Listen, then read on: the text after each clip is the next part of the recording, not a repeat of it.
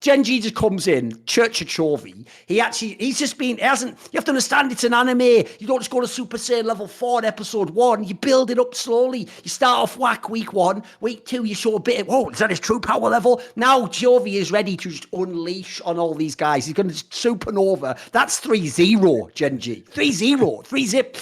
Send them home. Damn one, your chance for a dynasty ended in the fucking finals last year. Khan blew the whole thing for you. Khan!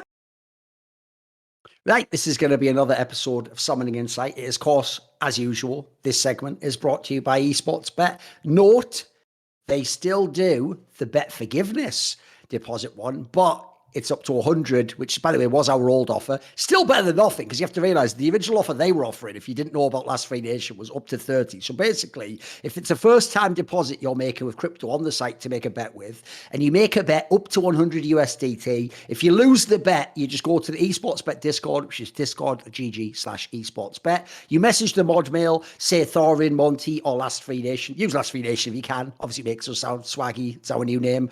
Tell them that we sent you, and then they'll give you up to the 100 USDT relative to what you bet, obviously, back. So I always give the pro tip. Perfect time to do so.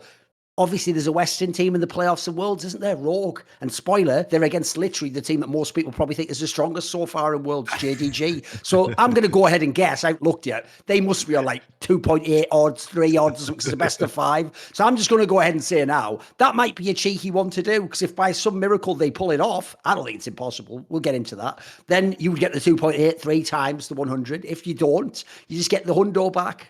Just like LCS gets 100 Thieves back, whatever. I was working on something there, whatever. It almost, that has to be worked up a little bit.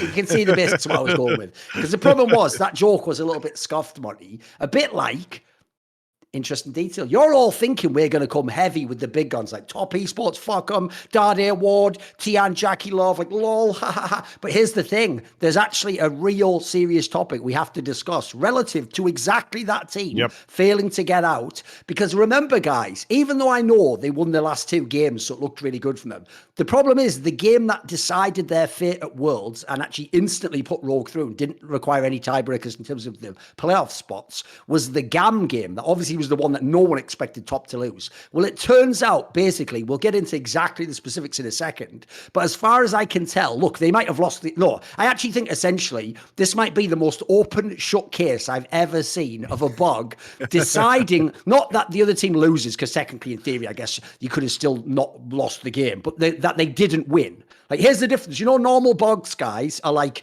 something happens in lane or like an interaction in a team, like the Oriana one. You still get hit by it, but the visual graphics what's off. Essentially, what happened was the basics, and Monty can correct me if I'm wrong here, is Jackie Love on Lucian had the Maw of Malmortius, which is obviously the AP item that makes a shield when you go below a certain amount of health. And basically, when an ability was done on him, it just didn't activate, and he didn't get the shield. And as a result, this was all calculated by Vandril, I think his name is on Twitter.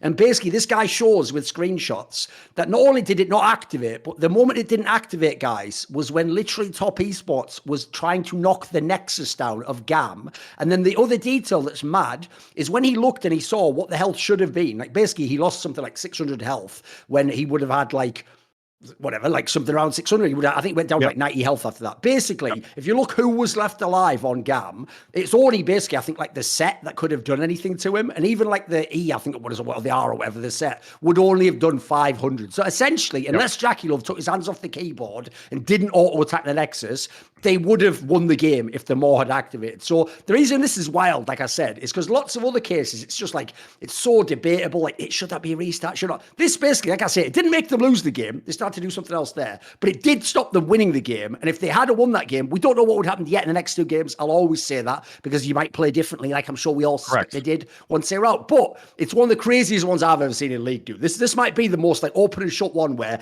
I don't even know if you have to do the regame. I just know it did stop Top winning the game. Yeah. So what happened was there was a Karthus ult from Levi on GAM, and apparently the lifeline passive on Maw of Malmortius, which gives you the shield when you get to 30%, didn't actually it didn't trigger, but it went on cooldown, which is the other part of this. Is like, not only did it never appear because the calculated damage from the Karthus ult, basically if it had triggered, like you say, Thorin would have left him with 500 or 600 HP at the end. And as a result of that, they basically didn't get the last like couple auto attacks. There's only a the couple he Nexus. needed. And he was Yeah, on which Lucian, would for have fuck's sake. He could have yeah, dashed. he was It's like going the to ultimate dash back champ. in after he got that Exactly. hard. Like, yeah. Basically, it seems that it was highly likely, given the game state, that he would have finished the game. Yeah, and there's also no way for a player to know in the moment that Oh, of this is course not. happening. Like, it's absolutely ridiculous. Like, why would Jackie Love know that with, I mean, it's probably not very frequently he's building Maw of Malmortius on a lot of 80 No, it's carries. situational item. Yeah. It's a super situational item that was dealing with a fed Karthus.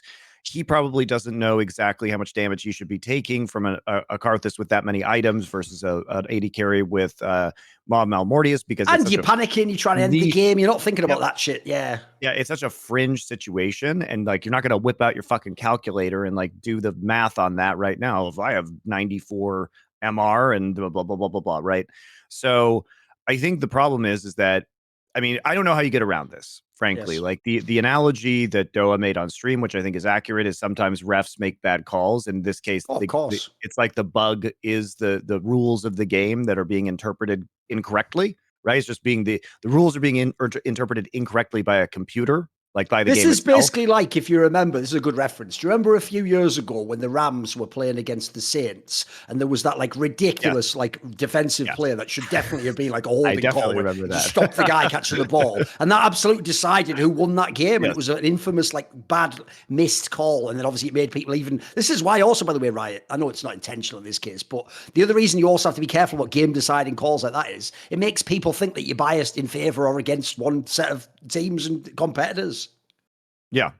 And so like I don't think anybody noticed in the moment. And also it took, the willpower of Chinese fans trying to figure out, thousands of Chinese fans looking at this and combing over the VOD. I think there's some fundamental issues here that I'm not sure it's really possible to overcome. The game is built on garbage code. Yep. And if you set a precedent where the fans can come over every second, even though obviously this one was particularly egregious, if you set a precedent where the fans can comb over every second of footage, well, then we're going to have a lot of fucking remakes and scandals, because there's probably bugs that happen in every game. There was a Darius ult reset bug that happened earlier this Worlds as well. There was the Orianna bug. They got Orianna temporarily disabled, and then they fixed it, so Orianna got re-enabled. So there have been a lot of problems, and they're going to continue to be problems, because this game is basically built on a house. It's a house of cards, and the more they add complex systems such as like Viego and Silas ults, that they add all of these really huge systems that kind of touch every part of the gameplay.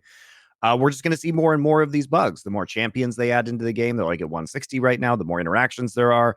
And I don't think there's a good solution to this problem except for remaking the entire game on a new engine, which obviously is not going to be a thing that happens, because there's no return on the money. It would cost probably hundreds of millions of dollars, right?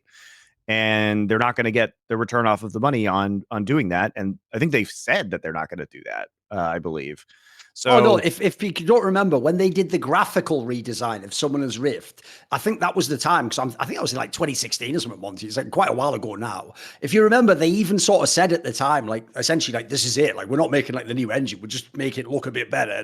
And the joke was, even then it looked worse than Dota 2, which came out like 5 years earlier or something, because Dota 2 was on a more advanced engine. Now I have a few angles I thought we could get into on this that are more abstract, right? So as you're saying, part of the problem is you have to establish what the precedent is. So I'll give you a quick example from my native game of CSGO. In CSGO, you obviously will have scenarios where during a round, someone's computer will like crash or they'll lag out of the server, especially if it's an online game. And we have a rule there, which even then, by the way, causes lots of drama, but they've set a precedent. The rule there is if no one's done any damage to anyone yet, you definitely just restart the round no matter what. If there has been damage done, then it becomes like sometimes there's scenarios where it can happen. Most of the times, no, you have to just play on. And the idea is in that game, it's a different game because of the round-based feature. You just sort of know as a competitor, right? Look, we're just going to lose this one. But again, it's almost like an active God type clause. Like if it happens, it could happen to them, could happen to us. It just happened. You go on with it, right? So the problem is the reason you need to set a hard and fast rule is because, as you say, if you just make it that any bug causes a remake, well, then you're going to have ridiculous scenarios like, like someone, like I'll give you an example. Technically, there could be a type of minion block that isn't supposed to be intentional, and then suddenly that messes up the lane, and I was supposed to have push. Are we really going to start a whole game again because that happens? Probably not, right? So to me, it's probably something like there's got to be a level of severity that you're sort of saying, this is my cutoff point. So basically, unless it's some like game deciding type thing, like this ability potentially could be. So a couple of things I wanted to say was this. One, obviously now, especially because it wasn't even, I think, on the day that this bug was discovered, like that it actually happened, I don't think you have any chance in any universe, even for Worlds, of getting them to redo the game, bring people back into a studio, maybe even have to rebook flights then, who knows, mate. There's a million angles that could get They could have already been gone the next day. Yeah, exactly. So I don't think you're ever going to get that happening. Yeah, usually, but by the way, guys, I mean, there are a lot of reasons why there wasn't going to be any remakes on this one, for those wondering. Because it also caused all the other games to remake too, potentially. Yeah, you'd have to remake all the other games after it, because basically by top getting eliminated, we don't know, is Rogue taking more risks, such as by picking the support Nasus because they feel they're safe in playoffs? Are teams hiding strategies that they might deploy if they were more desperate that they are planning to use for playoffs instead? There's just too many questions, and it affects the decision making of all of the other games of the day. So you'd have to replay all the games of the day. Okay, when are you going to do that? Oh, well, we don't have any time because we've booked this venue and the crew and everything for this amount of time. Can we get everybody back on Monday in order to redo this again? Is the venue even open? Is the venue even available? I think they're staying in the same venue, so I would imagine the venue is available. But obviously, it's enormously expensive to bring in all of their rules about how many days you're actually broadcasting, though. Who knows, right? Could be union rules about like how many days in a row you can broadcast without doing overtime. Could be a bunch of shit, guys, that we just don't know about. And so, and also, usually Riot, obviously to save money, kicks people out pretty fast after you lose. You're usually like on a plane the next fucking day. So it's possible that some of these people, by the time this bug was discovered and publicized, were already gone. Like they could have already been on flights back to China and Vietnam. Like that's not outrageous to say. And like, I just don't know how you can't put the genie back into the bottle on this one, right? It had to be caught in the time. I don't know what you do. I think what you say there is key, by the way. I think it has to be obvious and apparent to maybe almost everyone in the scenario and at the moment. Because I'll give you an example. The problem with this bug, as you say, is no one was trying to do some like complex mathematical equations, like as all the fucking things go by, right? In reality, we all play off feel and looking at the health bars and just, excitement. And so like, I'll give you an example. That it went on cooldown. So you think, it just absorbed. Yeah. It just got blown up. Like, how the fuck did you know? Like, here's my example I'd give you. If instead that was someone in a similar scenario who was like about to end the game or save the game, and they did a Zhonya's, Monty, but the Zhonya's just lasted twice as long, we'd all instantly notice it. We'd go, wait a minute. And because it'd be so obvious that you'd be shielding all the damage, it definitely would get paused. They would pause the game, and they probably, that maybe even would be a remake. You know what I mean? It's just too obvious there. Because that's the problem with this particular bug is, I don't mind as much the occasional bug or just like, it's one spell just didn't interact properly. The problem with this was it was potentially game deciding. Like, I'll give you an example. Another one that's like a classic one. When everyone in the modern day, right, in European soccer complains about, they've got now basically like an actual computer system where it's video assisted replay, and they go off that and it helps determine whether or not like a foul happened or someone's offside or whatever. And they use it all the time now in the Premier League, right? And you can imagine, because how fans work, every time they think it's wrong from the video replay, they just complain like it's shit, like get rid of it, it's fucking garbage. But what they don't seem to realize is it's not like the human guys always did a better job for the refs, especially back in the day. Like obviously back in the day, maybe the guys were even more ridiculous, who knows? But basically, like if you know that at least there is a video thing that can look at all angles, because remember the problem in like a physical sport is the ref can be at wrong angle. He could be like behind two people, or he's running and he doesn't look properly, or he could even trip in theory and something could happen. So like a classic example I would give people as to why like you do want some kind of system to at least potentially review, it'd be hard in this case, is like one of the most famous incidents ever in in world soccer history basically is in the World Cup in 1986. Maradona literally just punched the ball into the goal, but from his angle like this, like the ref just sort of it looked like he headed it in, but he actually hit it with his fist and just scored a handball. And obviously, if you had the video thing, that would instantly get disallowed. Like it would see all angles, it would see that he punched it in, and it would have been a different game. It was against England, which is why I'm bringing it up. So it's a classic example that everyone English knows, right? So I do think in the modern day, look, as you say, there are scenarios like in real sport. There are going to be cases where just unfair things happen. There's even going to be things that almost are just like an act of God. It's like, that's just the way it went. I mean, the sports example would be the Sun could really just shine in your eyes when you're trying to throw it at some angle. That could happen. Or you could be in the NFL's probably the best one, and you're on some snowy, rained out pitch, and you trip over, or the turf comes up. If that happens, I'm sorry, they're just going to say that's the game. They're not going to stop the game and give you a point back. Or so you're on some level, you have to accept we can't get all these bugs. But my problem for this one is like, it isn't the only solution because no one noticed that the game engine has to get better. It really is the only one, right? You have to sort of just not have the bug exist. I can't actually see what other way around it is on this one. I think what the problem is, Thorin, is that this game, especially compared to a lot of modern games, has way more bugs, like way more, because of its shitty engine. I know at least with Overwatch, we basically never had bugs or never had these issues because the game engine was developed from scratch at Blizzard and is extremely robust. I mean, I don't see very many bugs that are happening in CS:GO, despite that. It's only like lagging out, like I said. It's almost never actually like in the game a bug. No. Yeah. There's very few bugs. I mean, obviously the coaching, the coaching cheating scandal bug, but that was an observation bug, and it wasn't like a gameplay bug. And that, CS:GO came out in 2012. It came out 10 years ago, so they haven't even upgraded to the Source 2 engine. I'm not super familiar with Dota, so I won't comment on how many bugs Dota has. It might, in MOBA, for all I know, MOBAs might be more inclined to having these bugs. I think possibly because, like you say, if you think about in League, like think about the procs on the mid laner's item, and then the defensive spell, and then like the passives, and like as you said, things like Viego being added. Well, Viego now means you can bog on anyone else's fucking passive or ult or whatever. Like now we've made a million more interactions, haven't we? Exactly. Like Viegoception. I mean, there's this shit that always happens in League that I don't even, I don't know. As far as I can tell, nobody else knows either. Like, for example, when Viego was Anivia and triggered the Anivia egg passive, I didn't know that interaction existed because Anivia is not played at the professional scene. And then also the sequence of events you have to get there are: is Anivia dead? Does Viego possess Anivia? Does Viego as Anivia die? And that's the only way you see that the egg passive. So, you learn things. Everybody learns things. It's impossible to know everything about League of Legends, basically, because it's just an infinite amount of interactions. So I suspect the same thing is probably true of Dota.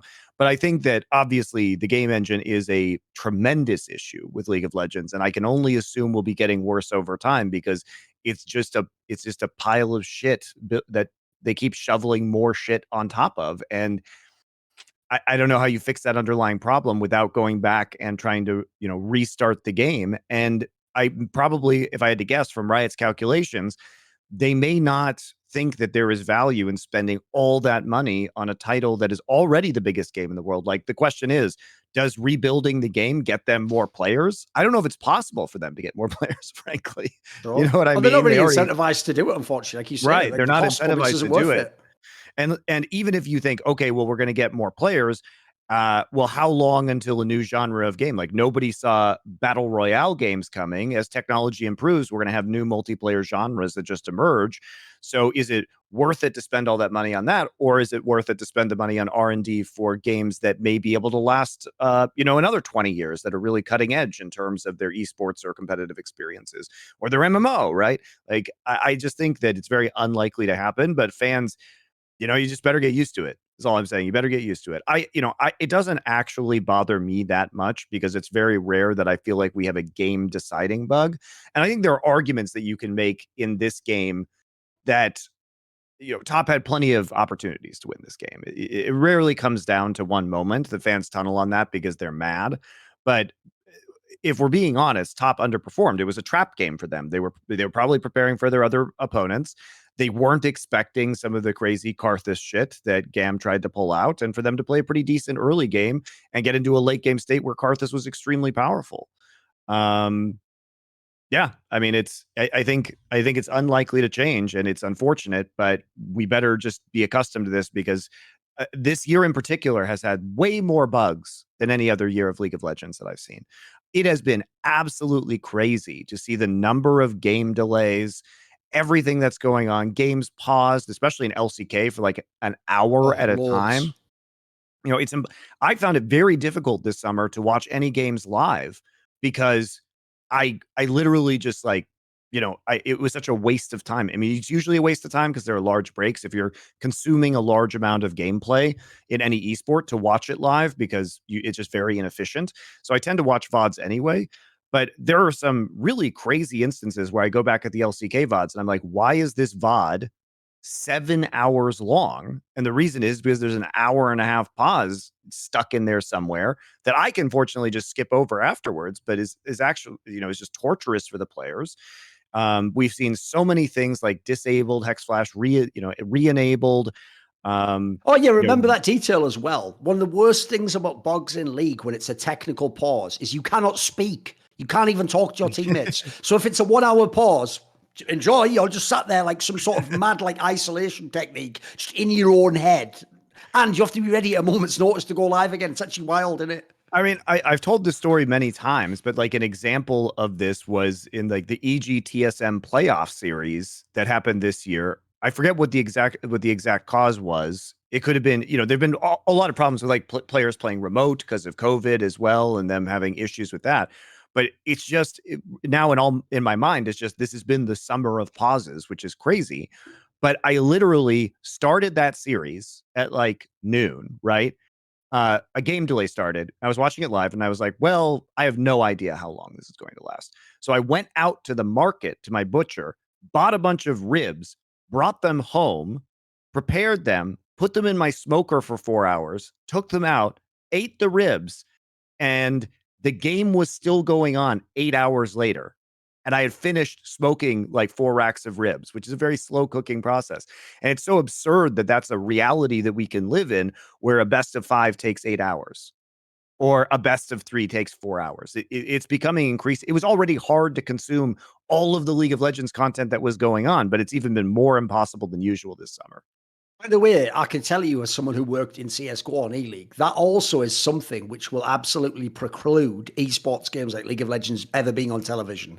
You can't schedule like that. Like, no matter what happens in the NFL, it can't be 8 hours. Like, it's going to be like half an hour extra max. And now that's the biggest sport like in the country. So you can get away with having half an hour extra. If as a game, you had to tell them, look, every now and then it's just going to have 2 hours extra. They couldn't run that. Like, financially, if you don't know, to show you the rest of the game, which they would do, would just cost them all their other programming. They'd have to take those shows off. They'd lose loads of ad spots that they sold to ad spot for a specific running on a show. And like basically I was told on E-League, if it ever ran over by even a few minutes into the next slot, every minute cost some like outrageous amount of money, like $100,000 or something mental. And so the producers basically just like thinking like, kill me, I'm gonna lose my job. Like, so that would mean like esports ever becoming that type of mainstream, probably not gonna happen.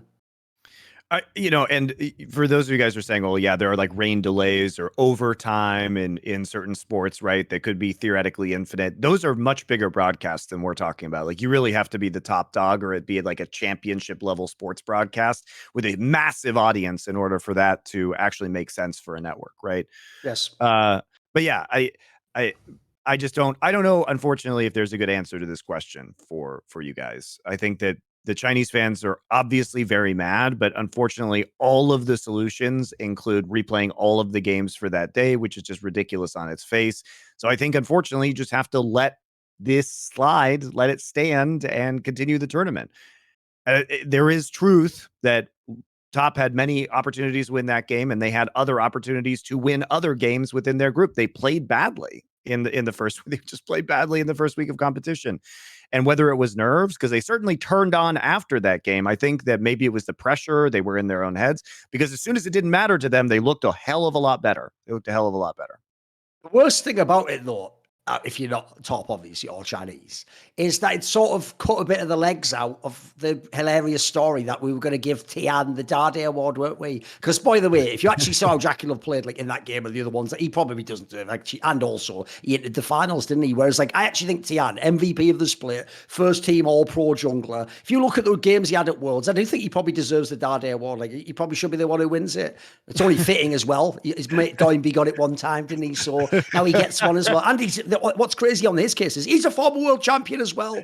That's the mad thing. It's one thing, Monty, if they just get it because they never, like Dade obviously never had like a God tier Worlds really. He had like an all right one at season 4, but like the idea you've already won Worlds and these motherfuckers are winning Dade Awards, like, you already are special. So all I'm going to say is like, yeah, that's a fucking mad angle in itself. That like, Wasn't he the MVP of Worlds when he won it too? Yes, I think He he should have was. been. Yeah, Yes, he was the I think he best player was. on that team at that time. That's some really It's outstanding, wild, like, isn't it?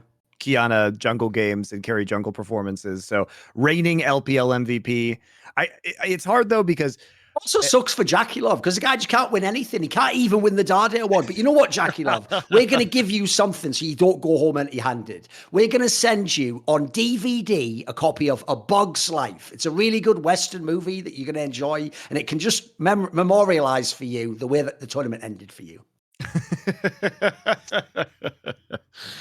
Man, yeah, I think Tian, it's hard for me to, going back to the Dada Award, it's hard for me to know who to give it to at this point in time because there was a lot of hype obviously coming through for top. I think Knight had a pretty decent performance overall. It's fine. And that he was fine. I think he was dealing with a lot of issues in his side lanes, but the hyped up players on top esports were Knight and and Tian definitely was the biggest underperformer relative to his LPL MVP performance that he had during the regular season, and playing quite well in playoffs as well. Also possible in the playoffs, there could be someone who hit so hard, like if you had in the playoff, maybe someone else could still technically win it. Maybe it's not impossible. It's true, but I think if you're not getting out of groups as the number 2 That's seed, pretty who bad. is like one game away from winning the finals, that it's going to be hard to top that performance. But also Tian did have some good games after he was eliminated. Do we count those games, or I don't know about that. Doesn't feel like it matters at that point, does it? Because the joke is, I said this on your watch party because it was just the obvious thing that would happen.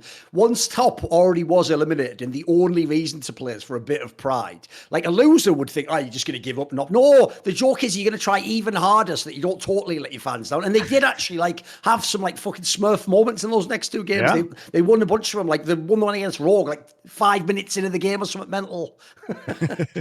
I mean, the funny thing too is that when top played Rogue and DRX, both Tian and Jackie Love were quite good in those games. We finally got to see the dominant Draven performance that they tried to pull off against DRX in the first round robin. Tian was playing some early carry junglers on Lee Sin and Viego, and he popped off. I mean, he popped off in those games. I wish we had been able to see this team earlier because it probably would have been better for the tournament to have top and DRX go through to the next stage. Think about what this bracket would have looked like, Monty. It's like your dream bracket from years ago would have just been 8 Asian teams, and it would have nearly all been like Korea versus China. It would have been sick. It would have been amazing. It would have been bangers, especially because if DRX had been second in their group and top had been first, we would have been setting up for some very, very interesting semifinals.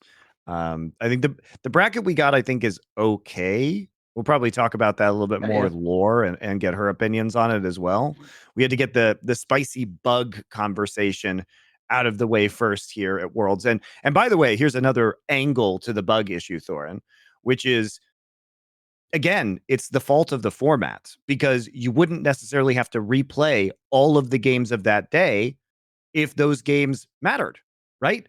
But again, we get a bunch of games that just don't matter to close out things. And I think that was the theme of the second round robin, was basically we had one game at the start of the day that completely nuked the stakes of the rest of the day up until the very last game, where it was basically just who gets the first and second seed. So because of the scheduling, because they had to schedule the European games early for the European audience and the Asian games at the end of the day, like Korea versus China at the end of the day for the Asian audience, we ended up with a bunch of games in the middle that were basically just filler to see who got first or second place. And then we got a decisive match at the end of the day with potentially a tiebreaker to decide those first or second seeds. But when you have a game at the start of the day, and it affects the value of the games for the rest of the day, that's when you have to replay all of those games if there's one of these problems. You need to design formats that account for the flaws in your game. That's the big thing here. Because if we had best of threes and in a GSL group, sure, you might advance or be eliminated right at that point in time, but it's not going to affect every other best of 3 in the bracket. Yeah, exactly. You can just put like the other one if it's still the first round. They can just play their match still, and the match still will count on it. And obviously, you couldn't play the next match anyway because I haven't finished my match to know who's going to play. So yeah, that would even work. So yeah, it's just another, this is another angle that people are just not thinking of right now, which is that part of the problem with addressing this bug, because you have to address all the games in the day, is a format issue that is created. So if you know, if you're Riot, that you know your game is just riddled with bugs, then please use formats that are not only better for your viewers and better for competition and competitive integrity, but also that allow you to kind of like contain the damage, as it were, when instead of it spreading and affecting absolutely every other team within your format. Please, please change it next year for the love of God. Maybe what I I'll can't deal do, with this. I'm gonna ask Esports Bet to make a feature, and it's going to be like over under on the game time, and bugs are counted. So that way you get a little sweat on. If it was 2 about to hours. end, have I got 1 hour over? That would make it exciting still. Maybe you can even bet with the odds. You know, who Right, knows? right. Every time there's a game delay, then you just Exactly. Yeah. it gets adjusted, and you're like, oh, do I think this bug sounds like it's going to Exactly. take 20 years for the refs to do? The other problem, guys. At Oh yeah, least remember as well, Monty, you just triggered that there. This is a game where the people who made it have a combined 200 years of experience working with this exact game. 200 years is a long time. By the way, guys, I'm intentionally using their phrasing because I personally think that way of doing it's mad stupid anyway. Like, obviously, it's not 200 years because you all have the same years, it's just different guys doing it. But like, that is like the American media way of pumping the number up. So if they're going to say 200 years, then fuck it, make it think to a person, which is what you intended it to be. Someone who doesn't understand what you're making it cumulative, then it does sound like you were working on this game in the 1700s or whatever. Like, whatever, make them believe that if you need, right? And by the way, that would be a fucking sick game, like some sort of steampunk version of League of Legends made on an old hand crank. And that would even explain this bug. That would be the problem, wouldn't it? It'd be the guy the monkey would break down. It's just a monkey turning a hand crank in a box, or a hamster running on the wheel. Right. Somebody shoveling coal into the steam engine. It's the other problem, guys, and honestly, this is a pretty big one. Maybe these people are full-time now, but historically, many of Riot's referees have been like part-time employees or like hourly employees or Or just scene interns. people, if you remember. Like, Yeah, they'd just be yeah, like see someone who people. was someone's friend who was a pro in the scene, just get their friend a job as a referee or whatever. So I will say that maybe they've shifted this now, but these are not full-time people. They are not people with extensive amounts of game knowledge. It's the reason why in LCK it takes an hour and a half for them to actually come to a decision on the issue, because the people who run the people who run the esports side of things, so we're talking about the executives and the leadership, do not know the game very well, so they're not able to make the calls. And the referees are also part-time, usually very young people who are not trained enough, I would say, and are not, this isn't a professional craft of game refereeing that they're on. They're basically, again, going to be part-timers, interns, or people who will move up in the company at a later date. And that means that you just don't have the level of expertise to make the calls or identify these problems, right? Um, I think that's a big issue, is that who is at the end of the day making the decisions around these bugs, what gets remade, what doesn't? Are these people actually even in the arenas when they're happening? Because again, guys, a lot of these people just work 9 to 5 jobs, and then they may be kind of watching at home or whatever, but they're not necessarily there day in and day out every day of games to make calls.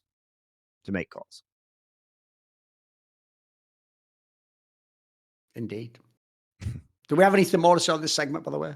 Not on Anything more this needs to be discussed? particular topic. Not on this particular topic. I mean, I think I'm pretty done with it at this point in time. By the way, one thing I will say, because we were talking about this on the broadcast last time, I think we might even mention it on the last episode, but like, aside from the bugs, this is actually quite an enjoyable world's meta. Like, the sheer amount of champions you can pick is amazing. The comps really do seem like you can try all different types. It's actually even, I'll say this as well, you can also play through whatever lanes you want, it seems like. You know, the fear that we had of like, right, we've gone from like ADCs or OP, like now it's going to be all top lane. No, not really. Like, you can use a Maokai, you can use the Gnar, you could go to the ADC. You can actually play almost however you want in League. I actually really enjoy this Worlds meta. I think it's pretty good. Yeah, it's great. I do agree that it's been the best Worlds meta that I've ever seen so far. We have really distinct stylistic differences between teams. The way that T1 is playing is very different than the way that JDG is playing, is very different than the way that Gen.G is playing, right? So a lot of the teams that we would think are top our top teams really have very distinct identities. And we'll get into that with Laure, but the meta itself is great. I think they did a really good job. We don't have the cursed Zeri patch anymore, where everything was kind of decided by a lot of these late game team fights and whether Zeri and Yuumi came online, which was pretty boring in the end. There are many different win conditions, many different ways to play through the meta. So I think it it's seemed really like a good. billion support picks, if you notice. Like, man, live, you can do a lot of that position. And the amount of flexes as well. Yeah, it's pretty legit. Yeah, I think probably some people might be upset with the diversity of mid lane picks because a lot of the mid laners aren't getting banned, which means we kind of see the same Azir, Silas, Akali, Victor, to a lesser degree, Orianna, these kind of picks. But for me, these are all very exciting picks to watch because Silas can steal anyone's ult. So he basically changes from game to game. Akali's obviously super fun. I always like watching control mages and seeing what players can do with them. So they're the well-designed champions, I think, that are kind of taking the forefront of the meta. So even though we're seeing a lot of these repetitive matchups, I think it's fun. It's still been fun. And you see teams are very willing to use the tools that are given to them by the mid laners in different ways, sometimes for late game team fighting, sometimes for pick compositions, et cetera, et cetera.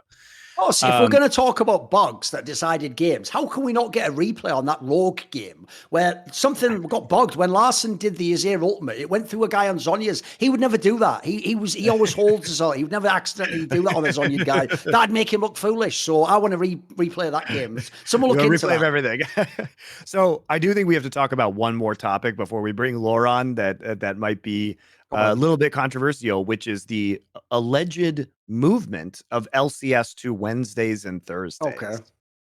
I love this. This is one of the things I love about Americans in esports is they are the best ever in the history of esports consistently at excuses. Because what's mad is, back in the day, Monty, like in CSGO, you might know this. In the early days of CSGO, the complaint was, it's not enough money in the scene. The Europeans make more than us. There's not enough good teams. Then later, this is for real. Now the excuse they give is they go, there's too much money. Like people are just overpaid and they don't have to win. It's like, holy shit, you can actually make anything excuse. So similarly, right, you remember this. Back in the day, the reason why my broadcast, the European broadcast, couldn't be on at a really good time for me, it had to start at like 5 p.m. when everyone's getting off work, is because it had to wait for the LCS broadcast and lead into it and build up the viewership and then let them have it all. So then, years later, the LCS got an extra day, didn't it? But Europe still had to work on these days and work around it. Then eventually, Europe got its own broadcast. LCS starts tanking. And so now they're like, turns out, you know what, Monty? We're not even a physical sport, and we could actually just put it on any day of the week, really.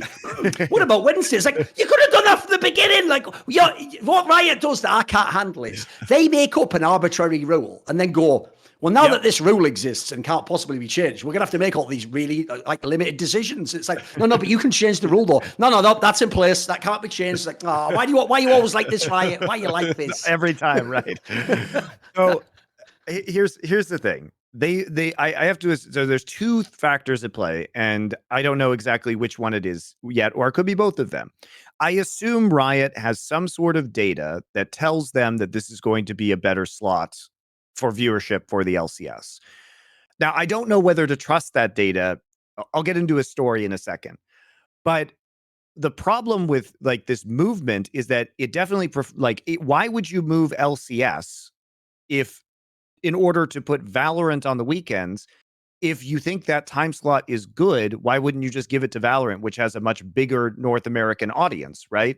So it's a little bit weird that it feels like it's being kicked off the weekends in order to accommodate Valorant's schedule. If I was an LCS owner who isn't one of the Valorant ones, I'd be like, excuse me, sir, I hate to complain, but can I speak to a manager? Because the thing is, I paid $10 million fucking dollars for this spot, and you're in the Valorant giving them money. So can I actually speak to your manager? I'd turn her a full-on Karen there. I wouldn't even be able to handle that. What the fuck is that? I mean, paying $10 million for this? I mean, because again, the owners don't have actually any control over the league, right? They can't help, select a commissioner or select the leadership. They basically just have to do whatever Riot tells them. And if Riot decides that the best thing to do is to market Valorant in North America on the weekends because that's the better time slot, well, just get fucked, I guess. Just get fucked. Now, there could be, I'm sure what they're telling the owners, obviously they must at least be lying, if not believing. They probably believe that this is going to be better in terms of viewership. Now, the problem with this argument is this. I'm going to tell As in you a for the story. LCS, it'll be better. Yeah, for the LCS. They probably have some data that says like, oh, if we put it Okay. at this time on weekdays, it might be better. I will say it's better for me personally. Like this Sure. rules for me. Oh, for I people who would work in esports, I've never understood why we have to wait for the weekend. I get for the live fans, that makes sense. For us Yeah, online, look, doesn't make any sense, does it?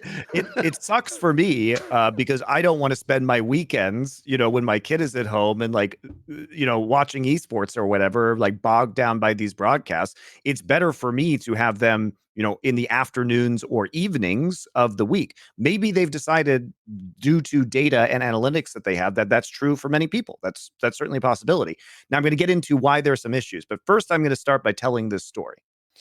Sometimes Riot does things and they say, oh, the data is super good for this, but there's like a key ingredient missing, which we'll get to my theories about how this is actually going to function. So in 2015, if you guys remember, the very first MSI was in Tallahassee, Florida. Now you might be asking, well, that's a really weird place to have a major international event. Well, when I got there, Riot, I said, why are we in Tallahassee? Like this kind of strange. And they said, well, if you take a compass and you draw like an arc, a circle, like 300 miles around Tallahassee, we have tons of players, tons, because there's a lot of colleges in that southeastern part of the United States. There's a big university in Tallahassee, so we get there, right, and that's what they tell me. Why are they using like a method out of a movie that the FBI used to narrow down with a serial killer? It's like, but look, if you look at the epicenter around this one area, it has to be with it. Like, come on, man, what are we doing here? Oh yeah, we're gonna there are gonna be a bunch of college students here. So I get there, right? And this is what they tell me, and the stadium is half full. And I was like, what's going on, guys? What's going on? They're like, come on. Oh yeah, the school year ended 2 weeks ago. We didn't know that. I can't handle it. Get me out. The one thing you didn't check. You had one job. You had one job. I know. Why? Why is that a thing? I know. So all of the students were just not there, and they had all gone home, and the arena was half full for the first MSI. So this is what I'm talking about. When Riot says things, I tend to be hesitant because I've literally been in experiences where they lacked the crucial detail. And what I'm going to mention right now is my concern about them lacking the crucial detail, which they should have, which is this. If you guys, I paid very close attention to LCS and LEC viewership. And if you guys noticed, sometimes, actually oftentimes, I will say this, when there was an overlap between the end of LEC and the start of LCS, when they were in post-game lobby, PGL, which is their after show where they interview a player for like 30 minutes, there would oftentimes be games that were like 30, 25, 30,000, 35,000 viewers on LCS happening simultaneously to PGL, which would have like 60 or 70,000 viewers, because a lot of these people were just more interested in LEC, or they were people who just left the stream on or whatever and weren't actually actively watching, but were bumping that viewer count up, right? What happened was, as soon as PGL ends, they then raid the LCS stream using the LEC stream, transfer that viewership, and that's where the big bumps in viewership happen. But when those two leagues were going head to head, the LCS viewership was terrible, like even worse than it is right now. So my question is, if they are not also moving LEC, which we don't know, that information hasn't come out yet. I doubt they will. But if that's true, sure, the time slot might technically be better for LCS fans, but the host was such a huge part of LCS viewership from LEC that if they're not hosting anymore, then is the viewership even worse? Even though technically there are more active fans watching it, not people who just left their stream on. If there are 20,000, 30,000 people who just left their stream on, they can count those viewership hours, right? The other problem is this, Thorin. The league is located in California, okay? If you're going to do this after work, then you're not going to get any European viewership because it's going to start at like 4 p.m. Pacific, 7 p.m. Eastern, because they're playing 5 games a day. And that means it would start at like 1 a.m. Central European time. Right. And there's 5 games a day, and you can't start it really later than 7 p.m. Eastern because it'll go after midnight on the East Coast. Remember, 2/3 of Americans live in the Eastern time zone or some shit like that, or Eastern and Central time zones. The West outside of California actually doesn't have people. It's pretty empty. Yeah, it's just all farmland. I grew up in Colorado. Like I said, there are people. Okay. So, if you're, and then if you do it earlier, right? If you do it at like 1 p.m. California time, 4 p.m. Eastern, so you could start to like catch at least some of the late night European viewership and get a few games of the European viewers in there. All of a sudden, it's super bad for people on the West Coast. In California, it'll just be in the middle of the workday or the middle of the school day. You think the actual viewership will go down? I mean, yes. Possible, right?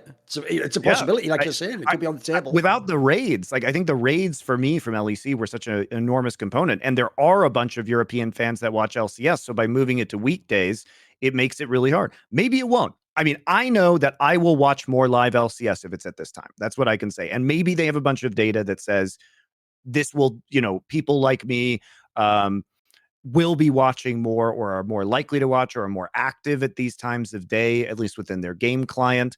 I mean, we can't really know about esports per se because they haven't done it at these times before. But if you remember their Monday night league thing that they did for a while in LCS, do you remember they like shifted like the game of the week to Monday nights? That was a tremendous failure. The viewership was significantly lower, even though it was in this time slot. What you're saying is they took the premise of Monday Night Football, a very celebrated concept, someone else's concept. You ready, Monty? And then they put it into the rec machine, the Riot. What was the word? Riot experience changing computer. There you go, the rec, and they wrecked it, and it came out, and it was just a worse version of someone else's idea. So entirely on brand, really, isn't it? Yeah, exactly. I think it was Monday. I think it was Monday Night League or Friday Night League. Anyway, they put it on a weekday night and they put like the premier matchup there because they were trying to copy the NFL, which like will flex the best games sometimes into Sunday or Monday nights, into the national broadcast. That's even the weird thing that they haven't figured out when they're doing these broadcasts as well. You notice they're just changing the whole broadcast day. What you've just said, by the way, is almost certainly the reason the NFL introduced that. It's because they didn't want to have all their banger marquee games on the same exact day at the same time, so you could only watch like one or two. What they wanted is to have like, if you have like 3 marquee matchups, you put one on Monday and you put 2 on Sunday and you max your viewership out. You're not even doing that in the LCS. You're just changing the whole broadcast day. The real joke, I tell you who I'd love to bring over to these discussions in League. I was obviously battling them recently. All my compatriots in CSGO, the players and the analysts who all say that best of 5 suck because a really long best of 3 lasts 7 or 8 hours sometimes. And their line goes like this: what fan would want to watch for 7 or 8 hours? That's literally the format of LCS and LEC that you morons tell me you want our game to become. That's actually their designed concept. Because as you're saying, Monty, I've always thought the egregious thing when you watch it live is the fucking time between the desk and the break, and like, man, live, like you just end up looking at your watch like that was 8 hours, but like 3 of it was just me waiting for the next games. Like, what the fuck, like, dude? That's wild, isn't it? When I watch live League of Legends, I literally just put it on a second monitor for that game, and when that game is in break, I will just mute it. I can crush through an entire VOD of another game because I'm not watching it at 1-to-1 speed, right? Like I'm skipping forward just to find when the actual things that matter happened, right? And then replaying some parts of it, etc. But basically, I can crush an entire VOD in those breaks. So I will just like swap back and forth. It's the only efficient way to watch the content live to be able to see everything. But the other thing, by the way, I've seen this insane hopium from you guys. Oh yeah, they're going to switch to best of 3s. That's a fucking joke, guys. They're never going to do that. Let me tell you why. Their viewership is very low right now.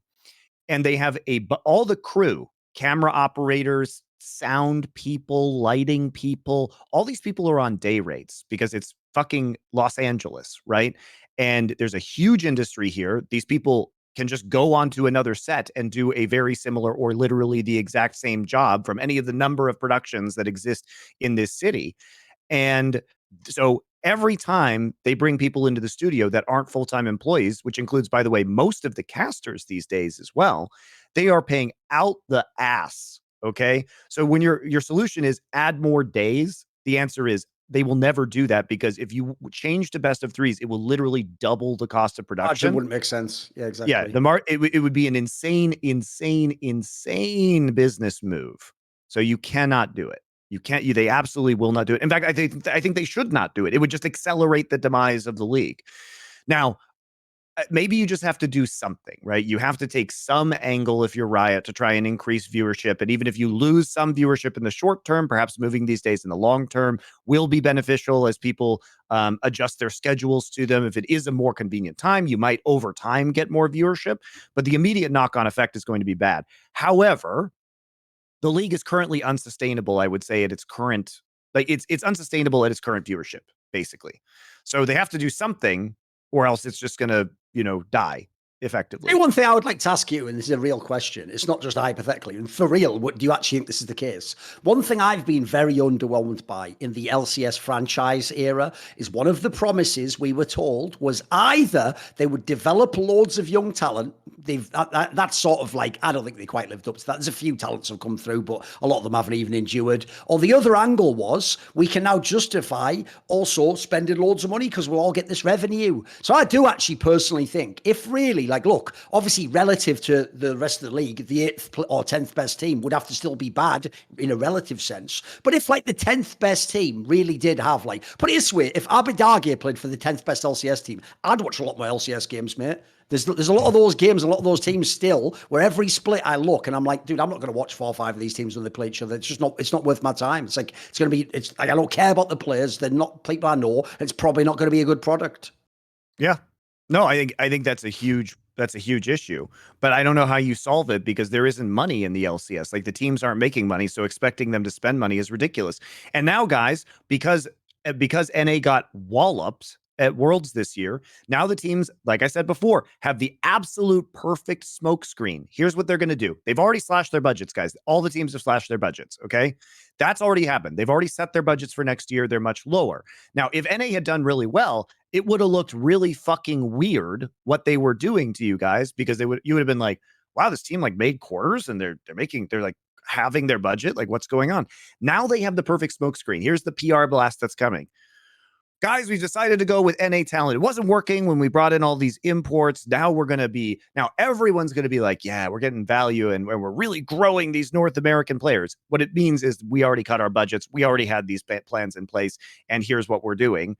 But I think it's going to be hard for all of these things to happen. If they move the dates, Thorin, right?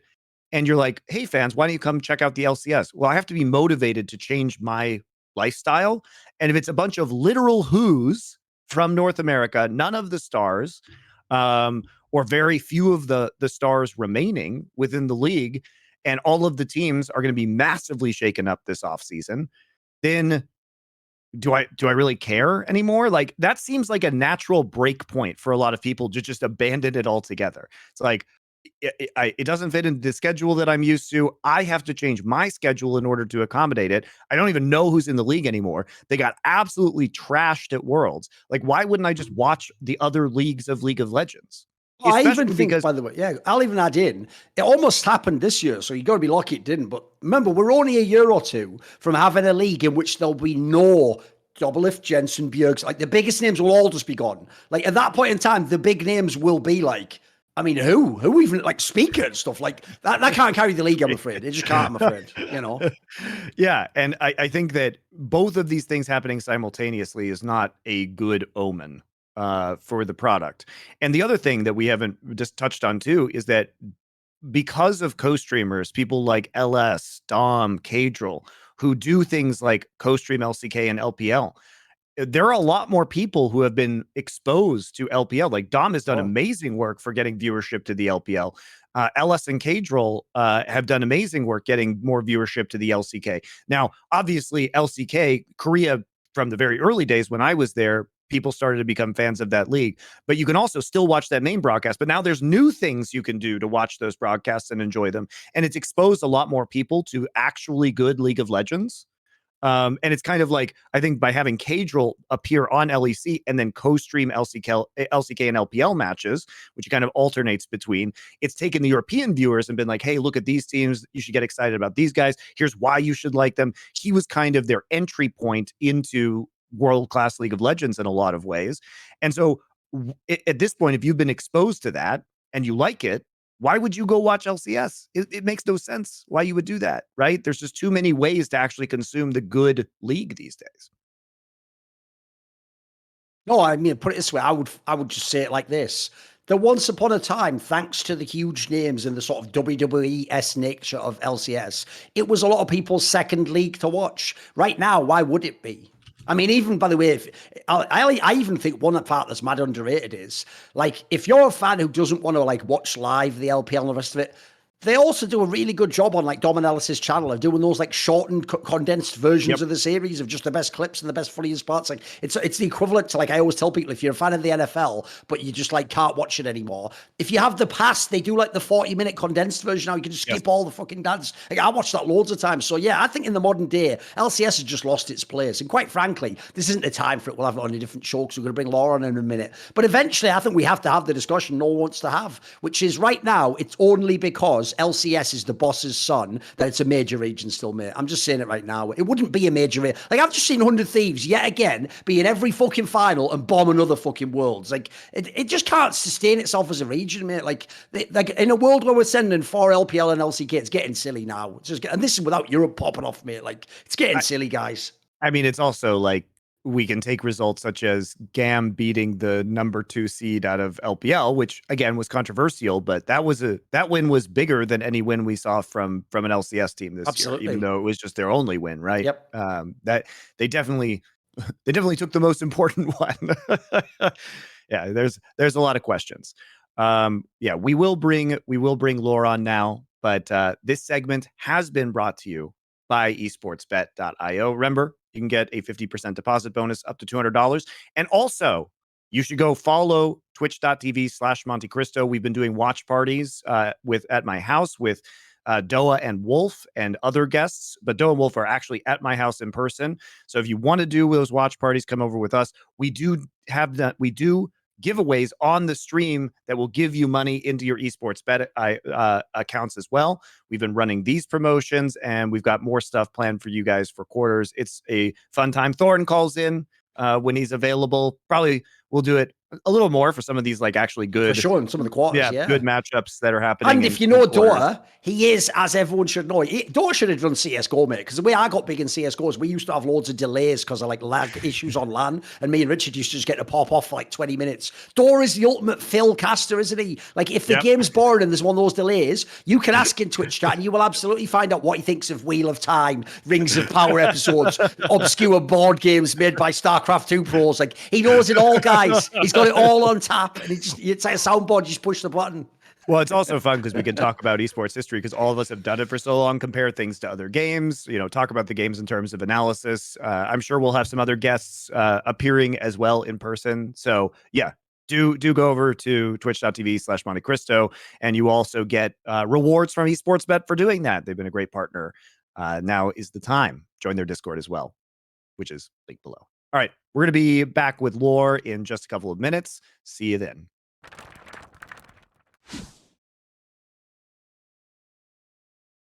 Right, we're back. We've got Laure for this segment, obviously from the LEC / the French broadcast / other things in esports. Actually, people don't know, interesting detail. One time when I was going to prepare to do an interview with the very famous StarCraft and now poker player Elke, I actually was looking all on the internet, and I actually found an old video that had her in it. Some ages ago, though, so you just haven't aged, apparently. You're like a vampire or something. Like, it was amazing. She did like an interview with him, like where she was walking around like Paris or something, right? And it was like, it was pretty interesting interview. Oh, Prague, there we go. Yeah, it was really cool. It was one of my first gigs actually in esports, and I had to follow him and like talk about his career in StarCraft, saw how he was one of the first Western players in StarCraft, and then the whole poker thing. It was really cool, actually. This guy has been through so much. But yeah. Yeah, he made a lot of money in poker too. He's actually a very fascinating person. For those of you who don't know, he was a StarCraft Brood War player who actually was one of the early champions. No, he didn't win. He didn't win. That was Guillaume who won. Guillaume, yeah. But both those guys were there like in the late 90s, like 99 era, 98, 99, right?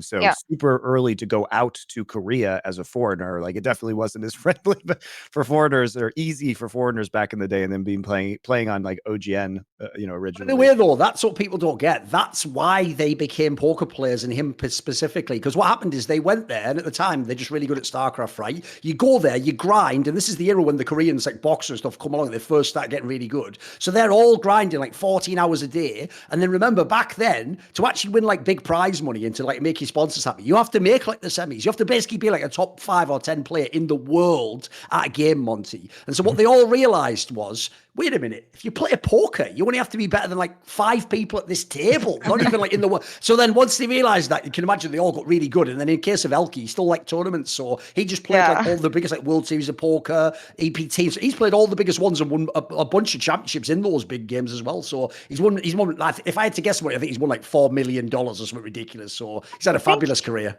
In terms of earnings, I think he's one of the best players. Yes. Online poker. But yeah. And record also, I think he played like 30 tables simultaneously. It was crazy. But yeah, the guy's really good. Exactly. And meanwhile, LCS players can't even use the function keys to look at all 3 lanes at once. Come on, step your game up. It's also funny because a lot of the StarCraft players transitioned into professional poker, including like guys like Jinro as well in StarCraft 2, because it's actually, you have to have a foreign passport to go to the casinos in Korea. They don't let Korean nationals go there because they're basically there just to get money out of foreigners. And so there are a ton of Chinese fish at the poker tables in Seoul.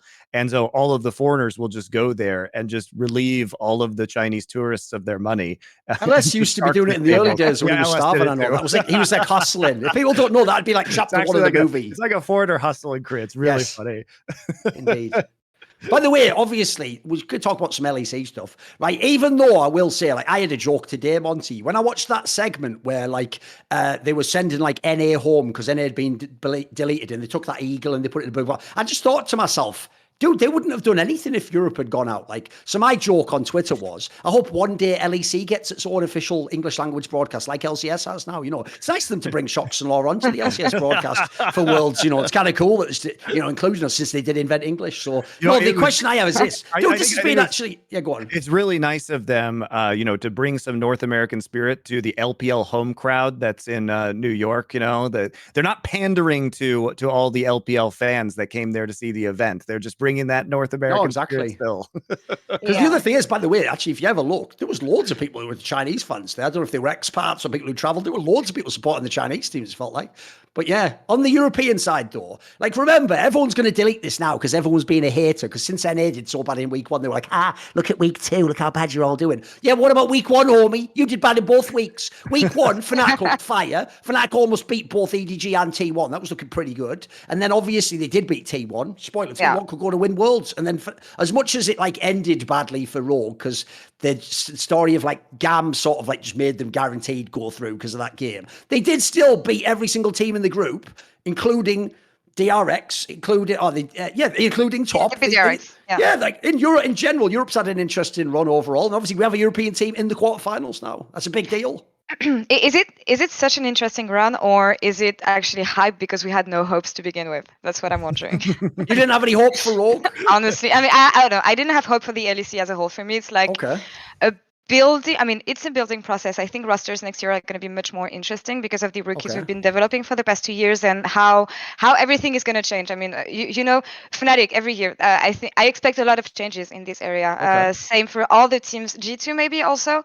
So for me, I didn't have much hopes coming into World. So anything that happened was a surprise for me. So we take that. I know what you mean, but here's the thing. The reason why it was different for me is because I've always been, for a long time now, a Rogue fan. So I'm already in that sort of Hellraiser world of like, could be the ultimate pleasure or the greatest pain. And I'm just like, I don't know what's going to happen in any Rogue game. So I just go into it. What I do is I've learned it's sort of like love. You can't let yourself get sort of twisted and closed off because of bad past experiences and traumas. You've got to go into every single experience with your heart open, just ready to say to the world, do with me what you will. And yeah, if you're a Rogue fan and in love, you also might just get crushed and they might just destroy you. You might get, you might have a really depressive few months. And then you pick yourself up, you dust yourself off, and you just come back and do it all again.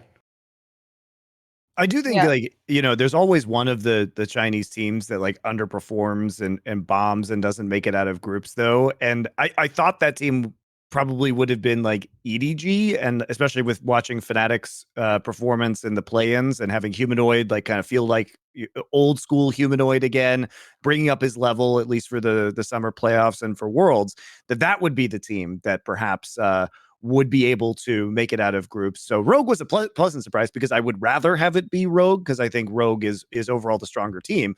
It's just with the group that they were facing, it seemed less likely. So this is a pleasant surprise. I don't know, man. I mean, for me, I had a podcast with Zab a month before Worlds, and I actually said that if an LPL team is gonna flop again this year, it has to be Top Esports. And it's super sad in hindsight because of the whole Mark announcing that he's gonna retire, Jackie Love interview on stage where he was like full on crying. But the choke factor within this team was like so high. And for me, when you think about Tian last year and what happened, he was depressed and everything, and it's like super sad. And also Jackie Love, the fact that he's like the most coin flip player that you can find in the LPL mainly. I don't know. I kind of saw this one come in, but you never know with the LPL. But we've been used to having at least one LPL team that doesn't make right every year. And yeah, I'm happy for Rogue, but I'm not that surprised actually. I'll give you an angle, by the way, that I think people are always unfair about, because so many people on the Western broadcast, obviously they just care about the Western teams getting out. And famously, people always say about like LCS, people were doing it for EG before they even lost, Monty. They were being like, oh, don't go too harsh on them if they lose, though. Like, you know, these guys are really young and they're going to be upset. Like, what do you think it's like if you're a Chinese team and you go to Worlds, by the way? By the way, what about the years where Worlds was in China? Like, if you lose there in those BO1s, which, listen, BO1s, a lot of people can lose it. They're waiting the pressure for you. is insane. Yeah, exactly. Like, people, like, you feel like your career might be over. It might not be, but you know, you feel like that in the moment. You think you let down the whole nation.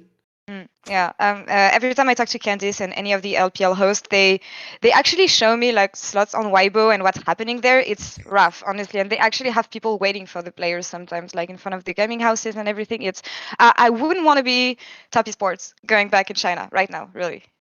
Yeah, I think the fan reaction is as unreasonable as it can be in the West. It's actually completely crazy in China. And we just don't see it because they're siloed on Weibo and their social media platforms. So there's very little crossover, right? And there isn't the same, I would say, level of visibility, such as the stuff with the trucks that happens in LCK that gets out just because it's so ridiculous and such a fun, like hilariously awful stunt. That picks up press. Like, we just don't see any of this stuff that happens with the Chinese teams, but seems pretty brutal. Yeah, and I mean, there's always pressure to perform, especially because they're like the best region and they have been so for 2-3 years now. I still think the LPL is gonna win it all. I don't know. I have my. I shouldn't say that, but is the one that you're sort of leaning towards Gen.G? Yeah, I would say JDG. I mean, watching them in the LPL and also seeing what they've done at Worlds so far, they're super creative. The players are really good. I'm still on hopium for Rogue, of course, but yeah, I would see JDG win it all. I had my eyes on Gen.G at first, but you never know with the LCK team. I mean, it's best of 1, and I'm just waiting to see them in best of 5 and how they can do. But yeah, for now, JDG. How for you guys? What do you think? I think it's JDG or Gen.G still. So the thing is, I picked Gen.G before World started, but again, that was without having seen the meta. I think those are definitely the two front runners right now, but the draw was obviously much better for JDG than it was for Gen.G, because Gen.G actually has a very bad matchup versus Damwon Kia. There's a world where Gen.G just straight loses this quarterfinal. That's not outrageous to say. If you were watching LCK for this past split, the games that Gen.G played against Damwon Kia were like the most dangerous series they played. They very nearly lost the second round robin game. Also in the playoffs, Gen.G specifically did not select Damwon Kia, despite Damwon Kia being a lower seed, because Damwon is just this matchup is just not good for Gen.G. Damwon was Oh, no, saying T1 and Damwon. T1 is a much worse matchup for Damwon, like than for Gen.G, right? T1, I'll get into why, but like even though Gen.G is a better team, they will play worse against Damwon than T1 would. It means if they'd have known what the quarterfinals is, actually Gen.G would have rather like come second in the group basically instead of win the group. Yes. Yeah, I think this is definitely like the worst draw for them. Now for JDG, it's obviously phenomenal. The thing that I most wanted to see, by the way, is that even though I think the semifinals are going to be kind of not good, or at least the lower bracket semifinal is unlikely to be good. The biggest thing that happened was that JDG and Gen.G just ended up on opposite sides of the bracket. That is the actual, like, thank the dream God. Final. Yeah, thank God that happened, because those look like the two strongest teams. And then also, we got Dom1 on the bottom side of the bracket with Gen.G. So if Dom1 actually beats Gen.G, I think they're extremely likely to go through the final. And it feels like we're going to have a legitimate final here, no matter what ends up happening. It doesn't feel like the top two teams are going to be on the same side of the bracket. Here's my angle. Like, I actually do think, like you said at the end there, Laure, I think like the BO1's aren't that big a deal for like Gen.G, for example. Like, I actually even said after the first week, I said it to Monty on the watch party, I bet they just come and just smurf and win all the last games and just come out first anyway. Because if you notice, if as much as people were making like NA week 1 and EU, like, well, week 2 for Korea is fucking amazing in every single tournament, isn't it? Like, even like I saw it with T1 at MSI, even if they look dodgy in the group stage, you know they're just going to smurf the playoffs. So I think Gen.G will be fine. And actually, if they get past the damn one, they're basically in the final. I think they're going to be great. So I'm still going to ride with Gen.G. I thought JDG was really good. The only problem for them is obviously they're going to lose to Rogue, aren't they? Because they're going to get like Yagao's going to get absolutely exposed by Larson. Yay. Trimby's going to literally drown all the players from JDG in his champion Ocean. He was just trolling with that Narcissus pick. He's got more stuff. He was just hiding all the other champions in the game. Malrang is going to go, oh, hey, Kanavi, unlucky for you, you're Korean, and I'm like I'm the real LPL Korean. I'm going in every time. You're farming. So then all I know, and then Odo, I'm there, probably just 369. Listen, 369 isn't in top anymore. He doesn't have the same choke factor, but that int is always in him. There's a reason his name's 369, and they have that amazing meme where it's like a dice, and he comes up 3, 6, or 9. He's going to be permanently on the threes, mate. That's all I'm saying. So then Rogue's going through. Like, I know technically the betting will say JDG is the best, and we're supposed to hype them up, but it's just a shame for them. They're going to be the victims of one of the greatest upsets in the history of League of Legends. Like I said earlier, Laure, like if you're going to be a Rogue fan, you have to at least like make out like it's going to happen. So then you get your heart totally broken and smashed into a million pieces. Yeah, I'm high on copium as well. I mean, I've been so like the past 2 weeks. But honestly, I don't really think it's such a bad matchup. I mean, of course, when you look at all the teams that are in quarterfinals, you would say that it's going to be hard for Rogue regardless. But when you look at the lanes, I mean, especially what you said, Thorin, I think it's top lane. Top lane is kind of similar. Although I'm 369, I think they have similar champion pool and similar weights to play. Malrang is just going to shit on Kanavi, and I think if you bet some of the champions and can't give him the agency to just pop off with like reset champions, I'm thinking of Viegos and stuff like this, he's not going to be able to do much. I'm just worried about the bot lane and how they will do on not even fundamentals, but because they've been playing the meta champs and the meta picks, and they're really strong in lane, and this is what has been favoring Rogue so far. I'm just waiting to see if they can innovate and bring some new stuff to the table, because as we said, best of 1, usually for the Asian teams especially, they're hiding everything, and comes best of 5, this is when they bring up the spicy stuff, and I'm just waiting to see if Rogue has some kind of ammunition like this. All I'm going to say is, I hope their bot lane doesn't go missing, or else they'll be going home early. Whatever. That's just some shit I was working on. Whatever. It's it's a throwaway. Keep going. I think the matchup though is pretty interesting, just because it's not that JDG has necessarily been the most dominant team when it comes to laning or laning advantages, and Comp and Trimby have been really quite good throughout most of Worlds. And when we look at Hope and Missing, they haven't been very lane dominant. Like Yagao has been good, but he's been good on a lot of the it's just a meta for him, right? Like, and it's going to continue to be that way, because we're not going to see him banned out at any point in time, because we're just not seeing the mid lane bans be super prevalent overall in this meta, especially when there are things like, Maokai, Yumi, Lucian that have proven really powerful, right? Caitlyn, like these picks are super dangerous a lot of the time, and they're going to be the first ones to go, which means the mid laners are going to get enough of their champion pools in order to be viable. Kanavi, by the way, remember G2 was like in those one of those games, at least against JDG. They were like leading at one point. Yeah, that was doable. They almost won. If they hadn't been absolutely terrible in their bot lane, I think they would have won that game. The fact that they almost made the comeback from a pretty disadvantageous position was very, very good.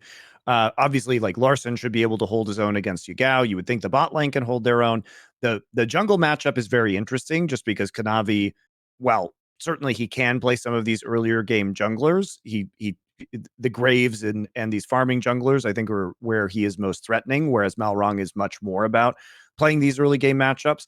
And then 369 has a bit more carry potential than Otawame, like can pull out the Fiora and some of these other picks, but Odo should be able to survive. We've seen him be incredibly durable against some of these like aggressive dives and outplay them with some of these tank picks. So I think it's actually a very interesting matchup, and I think the early games will be extremely competitive from both of these teams because JDG, they haven't been pulling out to big leads against Dom1. Where they win is they win in terms of their mid and late game engages. If you walk up too far on them, they will perfectly engage on you from an entire screen away and punish you really, really hard. Their drafting is also quite good. I think the drafting was probably the biggest difference in the JDG versus Dom1 tiebreaker that we had, because they made it basically Dom1 made it too easy to shut down Dokdam with the composition that JDG was running.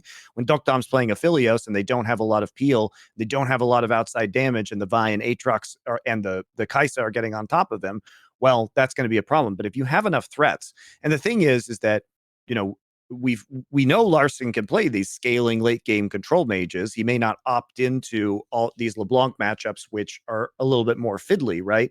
They can play front to back team fighting very, very well. I don't think this is going to be a 3-0, first off. But I think that this will be a compelling series because all of the games will be close until JDG decides that they aren't, and then they win through some like mid and late game catch or team fight, right? But I think it'll be a fun series. And I think the thing about JDG is, as good as they are at playing from behind, it's a dangerous way to play. Oh, for because you always have to do something to win the game, as opposed to coasting to that victory and kind of closing it out naturally. You have to wait for that mistake. And even though they can see mistakes that very few other teams, they can see opportunities that almost no one else can see in League of Legends, which makes them have their own style and be really fun. It's always risky to play that way because a couple things go badly for you and you're just out of that best of 5. I agree, but especially on what you just said, what I'm worried about is the fact when you look at both series they played actually against top esports in the LPL playoffs, the fact that they're not afraid to just go 3v5, 4v5, and they're going to create opportunities just because they're so in sync with each other and they get along so well, and they're, as you said, able to find opportunities, not just betting on other teams' mistakes like the LCK teams can do sometimes, but just because they're so smart about the game and they're like mechanically so good. I'm just worried and wondering how Rogue is going to react to that, because they've been really, really good at teamfight as well. Sure. Oh, no, one thing I thought was awesome about Rogue is if you think about how week 1 went and how they got that lead and all those games won, they were playing like an LPL team. Like, they were just willing to fight and re-engage all over the place. It was awesome. It's basically what they carried on from LEC finals. Like, that's why it's actually justified if fans don't know. Everyone wasn't wrong. On paper, they weren't supposed to win the finals. People didn't even think they'd be there. Everyone thought Fnatic would go instead. Like, they really did transform as a team. And if they could play like they did week 1 in the LEC finals, this could be an awesome series. They did, but also, I mean, to me, G2 didn't make any progress ever since MSI. And for me, the LEC finals was like the pinnacle of that, and them just crumbling and not becoming a better team, actually, and which is also why they failed so much at Worlds this year. So I don't know. I mean, as much as we've seen a lot of positive things from Rogue, I'm wondering if the LEC was challenging enough for them to be ready here. But I don't want to doubt. I don't want to doubt. I'm high on copium, as I said. So yeah, I'm hoping that they will have enough time to prep. Hoping we get the schedule soon enough. Also, by the way, thanks Riot. But yeah, I have no doubt that they will be ready. They haven't released the schedule. It's on Google if you look, though. You can see on Google who it is, though. If you go on Google, they claim that the games are already, like, if you put in like World's quarterfinal schedule, on Google it lists them on the days if you click along, but it didn't on the LOL Esports. I saw that. Well, if Laure doesn't have a schedule, there probably isn't a real one yet. Might be wrong not then, the official. No, it's not the official one. Oh, well, never mind. Yes. Then. Whatever. Also, technically, Monty, just shout out, Dora, this is for you, mate. If old school reference here. What if actually JDG isn't the one who has to play from behind? Because here's the thing, Rogues do it from behind. That's a really old school pull, if you know that one. That's a really old school one. World of Warcraft, I believe, but whatever. Yeah. Apparently, I'm looking around. Yeah, I haven't seen a LoL Esports at least. I think. Do you mean I've just been conned by some guy in like an old raincoat, like, hey kid, you want the world's quarterfinal schedule? Like, oh yeah, Mr. Google, can I? How much is it going to be? I know, 30, 40 euro. All right, yeah, great. I think what happened is they just assumed that it would be played in the order of the bracket. Oh right, that would make sense. Yes. So it's like I've been bamboozled then. Fair enough, guys. Right? Even bamboozled. I've just got to clear my whole calendar down. Classic, right? The late schedule just to make it easy for everybody to tune into the most important event of the year. Right? It is. And also, the other thing as well, I have to say, for me, is the downside is the games all begin at like 11 p.m. CET. So, like, look, if it's an amazing game, we'll watch them. But I think that's at least on this like scuffed schedule, it said it starts at 11 p.m. CET. Yeah, dude, when I was casting in France, it was hell. Like, we start the broadcast. I mean, this is piss life, basically. You just wake up at 7 p.m., go on air at 11, and then you're up all night long. And it's like walk of shame going back home on the subway at like 7 a.m. It's awful. I hate it. Oh, because you were going to a studio. Yeah, exactly. Yeah. Yes. Yeah, that's what I've had to do when I was working with Riot as well, because they would fly me from Korea to LA to do the event that was happening in Korea, and then I would just have to work from 11 p.m. to 8 a.m. It is the worst schedule too. It is absolutely horrendous. Yeah, I totally agree. Makes it very, very difficult to do your best job under those. Well, the funny thing is, Monty, when I actually lived in Korea, that's why I used to work those hours to do all the shows and do the European content because of like the difference in the time zones and when you release stuff. And the joke is, I was loving it. Like I used to be getting up at, like you say, like 6 p.m., roll out of bed, drink the energy drink, go down. I would say go to the gym, just go to the shop, come back. I'd start doing all the content. Then at like 3 a.m., I would go to the Korean barbecue place that was 24 hours a day. I would sit in the same seat on my own with like my headphones in. I would order the same food. They would give me the free Sprite, the Gilsung Sword, like cider or whatever they call it there, just because like to me as like a loyal customer or something, because I didn't speak any Korean. Just give me that every time. Like, oh, thanks. And then the best thing is, Monty, like I said, I thought it was brilliant. I actually learned a few years later, my life was a little bit out of control. So I actually had to level up a bit, believe it or not. It was sort of a bit out of control at the time, believe it or not. Because if you don't, actually, you know this, Monty, there was one time where you sent me a message where it was like, hey, like me and a bunch of the other esports people were all going to like a water park. Do you want to go? And I was like, I'm going to bed in an hour. And it was like 8 a.m. or something. Like, well, see you guys, have fun. I'm just going to bed. Just the gamer grind there. That was exactly. Alone at night in Korea. But yeah, that is pretty miserable. So perhaps they'll start earlier. I think unfortunately, because they're playing JDG, they might just prefer the Asian time zones. But I'll be curious to see how they end up scheduling these matches, because they could push them back to like 4 or 5 p.m. Pacific too. In order just to make it easier for people in Asia to watch. Who knows? I wonder, actually, there's an angle we could talk. So we talked earlier about like all the problems in the West. I wonder if this might actually be like the best worlds ever for Asian viewership. Like, think about it. They should be super hyped to watch all these playoff games. Every single game has a team in theory that they might want to watch, or one of the major regions is going to watch. So maybe it'll even pump the viewership up. Who knows? I think it also helps that basically all of the matches, I think, are going to be pretty good. Yeah. And there's like really good storylines. And we haven't gone into the bracket yet, but having the MSI finals be rematched in the quarterfinals is obviously incredibly good for storylines. Having DRX versus EDG, which is not only Deft versus Viper, but Deft versus his old team.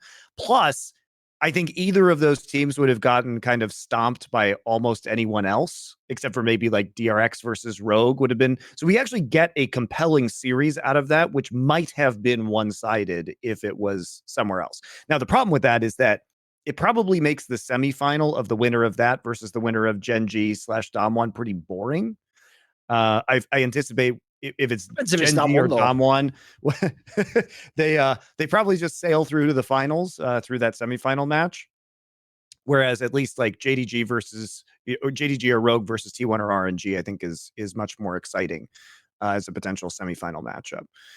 But I think like at least we're pretty much good to get a compelling final. out of this. Yeah, yeah. And For once, I'm not going into Worlds knockouts saying that, hey, in semifinals, we're going to have the matchup we should have had in finals, which was what it was last year and also for MSI. So yeah, I'm hyped. I'm hyped, honestly. It's going to be great. And one of the best draw, I think, in terms of balance and how teams match against each other. I mean, in my bias, I would have rather had Gen.G versus EDG and DRX versus Damwon Kia on the bottom side. If I could reverse those matchups to create a better semifinal, probably would do that. It's going to be really shitty to see either Gen.G or Damwon Kia go home after groups, because I think the top 4 teams right now are probably T1, Gen.G, Damwon, and JDG. And so that would be ideally the kind of semis that you would want. He's back. He's back, guy. You know what? After all these years away, remember he was in the Overwatch League, and he came back and he was mainly hosting. I had Papa Smithy. The LC came on his back, the full Korean fellatio enthusiast. He just already, after a bunch of BO1s, made 3 Korean teams in his top 4. He literally already just put Damwon. They haven't even beaten Gen.G yet. If they beat Gen.G, they're just going past DRX and EG. No chance for EDG. Reigning world champions. Straight to he's back. He's back, ladies and gentlemen. We got him back. All right. He's fully back. This is true, but also I'm sick of the LPL homer narratives. Right. Okay. 3 out of the top 4 teams last year were LCK teams, but yet I'm supposed to believe that LPL is just by far stronger. The narratives, oh yeah, Korea just a 1-team region. Oh yeah, 3 out of the top 4 teams. Okay, guys. Like, going to the 5th game in the finals, going to the 5th game at MSI. Korea is so much worse than LPL, of course. I'm an LCK enjoyer as much as you are, Monty, but reality is that we got stomped so much over the past few years, and I'm just wondering if it's going to be any different this time, because we know, I mean, there's not like one pattern as to why the LCK team have been failing versus the LPL lately, but it's just that in LCK, there's no like real challenge, not challenge, but I mean, they're not challenged in the way they play the game, and they play more reactive when you have the LPL team just bustling and like they don't care about the rules of League of Legends. If they can't pick a fight, they will pick it anyway. And this is what has been like failing for the LCK team so far. And I'm just wondering if they're gonna learn from that, because as of now, I don't see it in T1. I don't see it in Gen.G either. And no, I mean I don't see it in any of the LCK team. I don't know if they have what it takes to just play differently and learn from the mistakes they've made. So I will say that was partially facetious. Okay, I was playing. All right, there you go. He was sort of playing into his character. I was playing into the character, exactly. But I do think JDG is an exceptional team. I really enjoy watching them play, and I love the fact that they can find these angles to come back from any situation, and they're absolutely one of the top teams. Maybe I would say they probably are the top favorite based on what we've seen at Worlds, just because Gen.G's week 1 was so poor. I think we saw a lot more from Gen.G. However, I also know from talking to the teams that Gen.G was basically just shit stomping everybody in scrims. Yes. And the problem is when you come in with a new patch and you're destroying everybody, you actually just don't know what's good in the real matches, because you can beat people with anything and people play differently in scrims. You can get a wrong meta read by being too good in scrims. This has happened repeatedly throughout League of Legends history. And I think they showed a lot of good adjustments into the second week of competition, but there are also a lot of asterisks, such as RNG was clearly quite ill during those games. If you looked at the Cavs, they looked like shit. So I'm not gonna read too much into it, because RNG was clearly under the weather, was clearly to a certain degree underperforming due to their situation, whereas Gen.G, who did test positive, then I guess tested negative and they were on stage, and it seems like they were feeling a lot better. So there have been a lot of mitigating factors surrounded Gen.G's performance, and certainly they didn't come in as strong as we would have expected. Their first 3 games were pretty ropey, and their last 3 games were dominant, and plus the tiebreaker, those 4 games were dominant, but in a weak group with a sick opponent. So I absolutely think there is a world where Dam1 beats them. Again, because of the matchup. To talk specifically about that matchup, for those of you guys who may not be familiar with what happened in LCK and these team styles, is that the reason why T1 has a favorable matchup versus Damwon, whereas Gen.G does not, is that Damwon plays weird shit. The last time they met, there was a Karthus jungle that like Canyon nearly won the game for them on Karthus jungle. It turned into an incredibly sloppy, like 40-minute game that ended up being kind of the pivotal game in the series. And Gen.G, they are really technically good. But when you throw weird things at them, you can actually destabilize them. And Damwon is very, very good at doing that. The thing is that Damwon is also kind of bad at reading their own win conditions. So in spite of the fact that people would criticize the semifinal that happened between T1 and Damwon, the Heimerdinger bot lane, the everything that went down, the Damwon draft was actually very good. And the progression of their draft to mind game T1 throughout that series was excellent. The thing about T1 is that T1 is really good at reading enemy win conditions. It is harder to fool T1 than it is to fool Gen.G. It's just that Gen.G is stronger in playing the Gen.G style than T1 is playing the T1 style. So if you give T1 weird things and you don't know how to execute, they will find the right bush to hide in. They will run you around the map. They will not let you play to your win conditions, and you can get baited by them really hard. So that was the reason why they lost that game, is because they weren't Damwon was getting sucked into T1's play style, not actually setting up on objectives with the Heimerdinger and their top Azir and everything like that. And then they were just being like, basically T1 was making them march to the beat of T1's drum.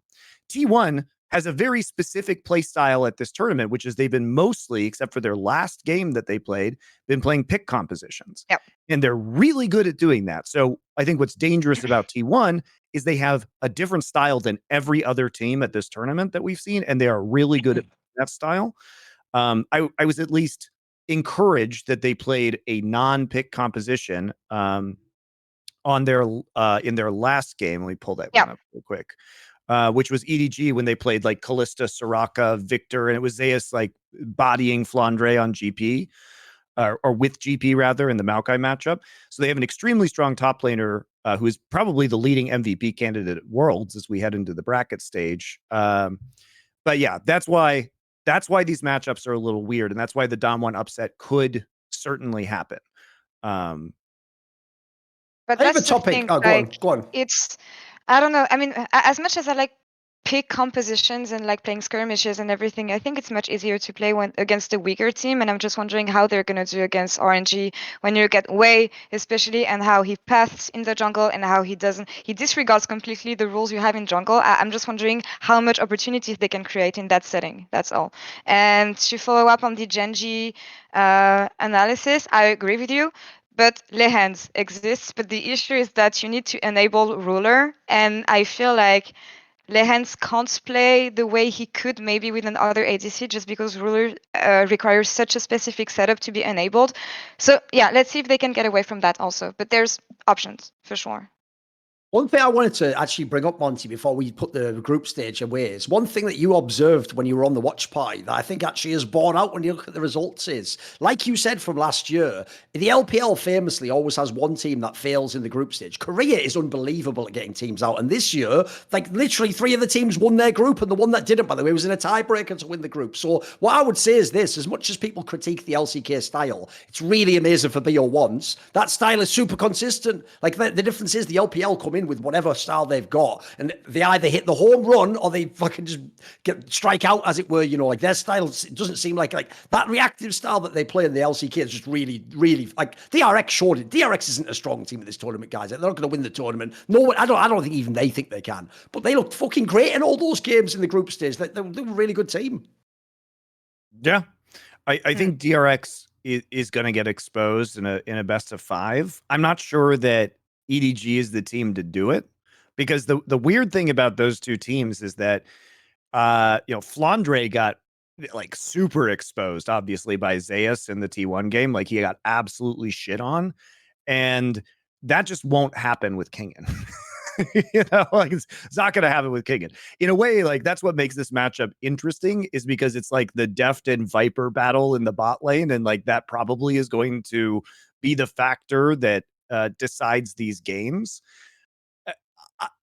I find that entertaining. Like I don't think Pioshik has been great, but at least he's had a couple interesting games. He's brought out his signature Kindred.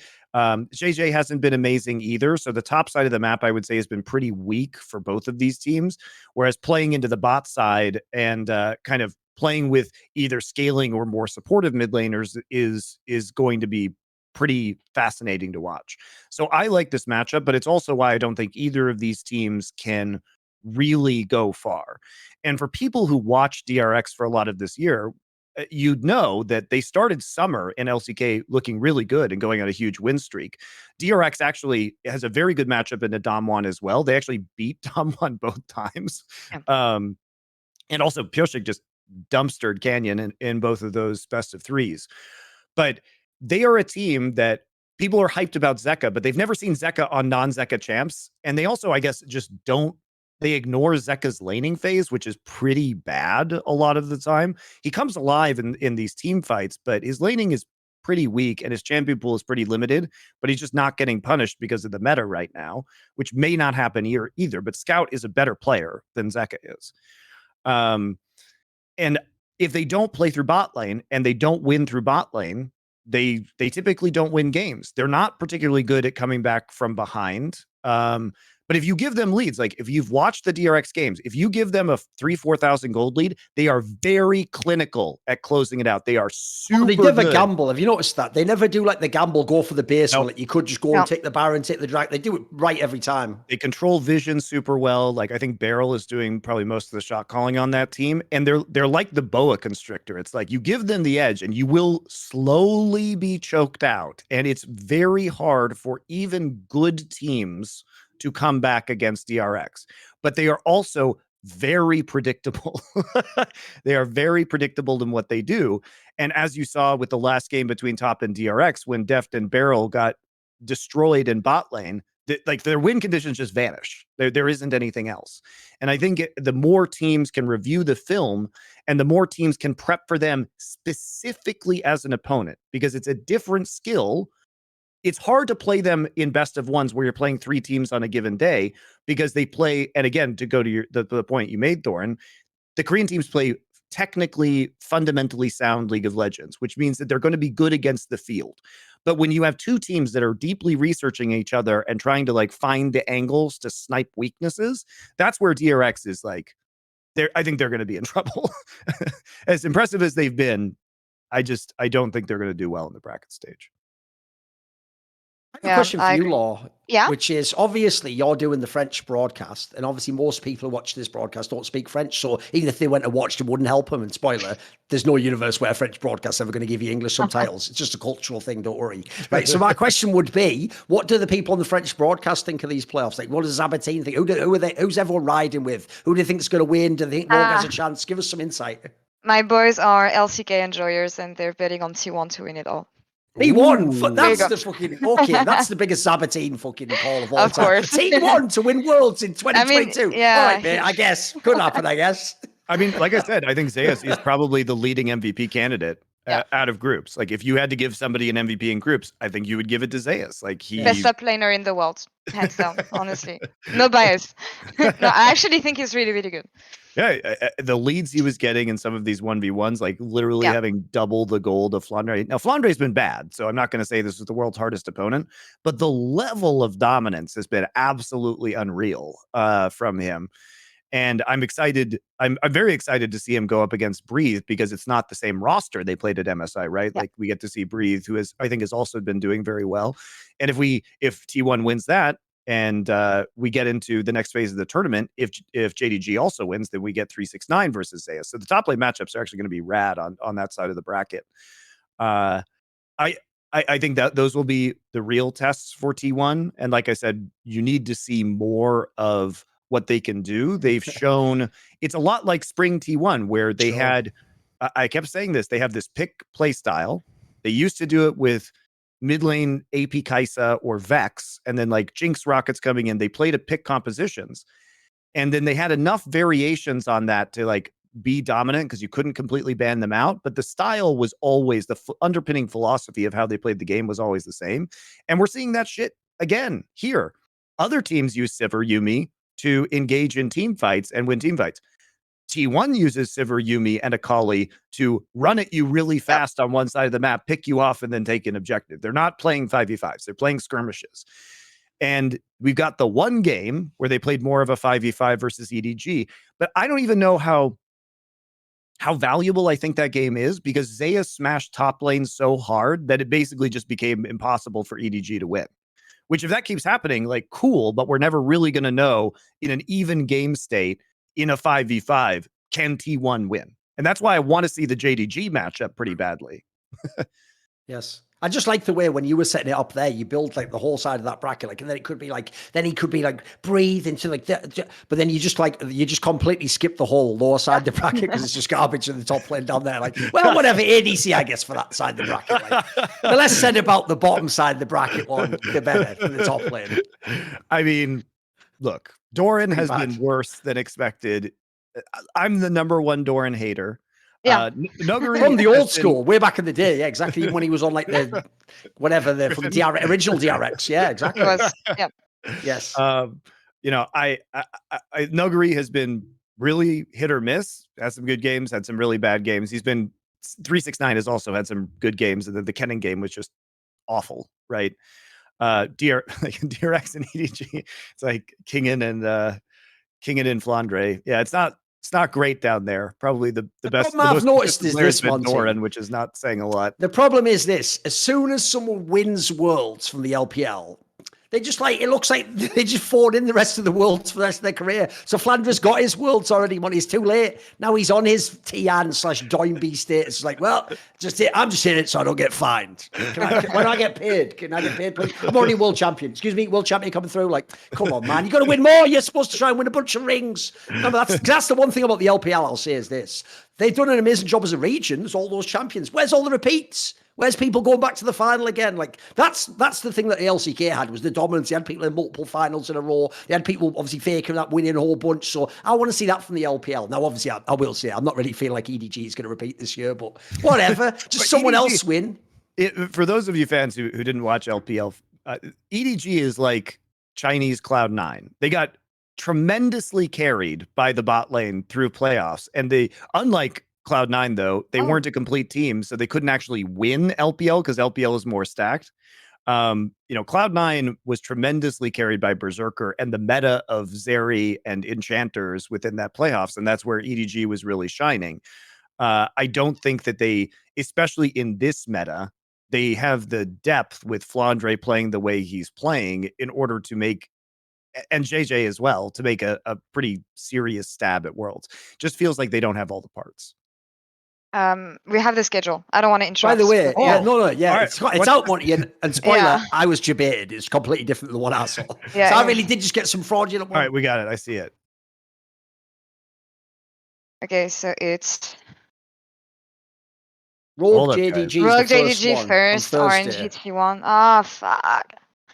I wanted them to have more days to prep, that's all. As if it's going to change anything, but yeah.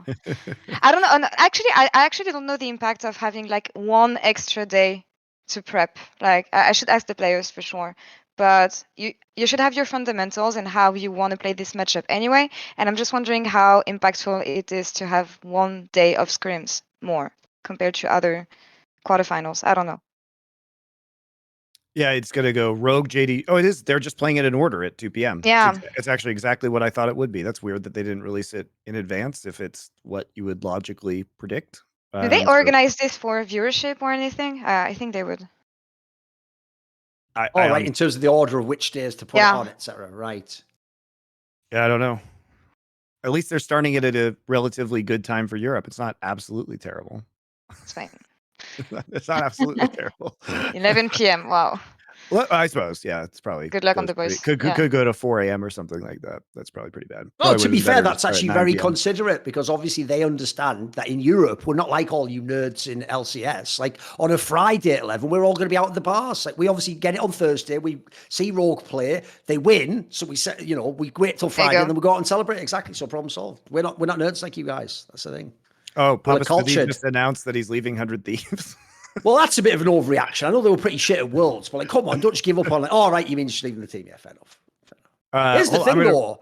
I thought he was good. You guys. Wasn't it implied at one point, by the way, a month ago or something? Wasn't it implied they were going to join like Team Liquid at some point? Wasn't that like actually news? It was some rumor or something. I mean, I think it was rumored, right? Yeah, definitely a possibility. We talked about on the show, like it would be a good fit, probably, for Team Liquid. But he says seems like it's not happening apparently. But yeah.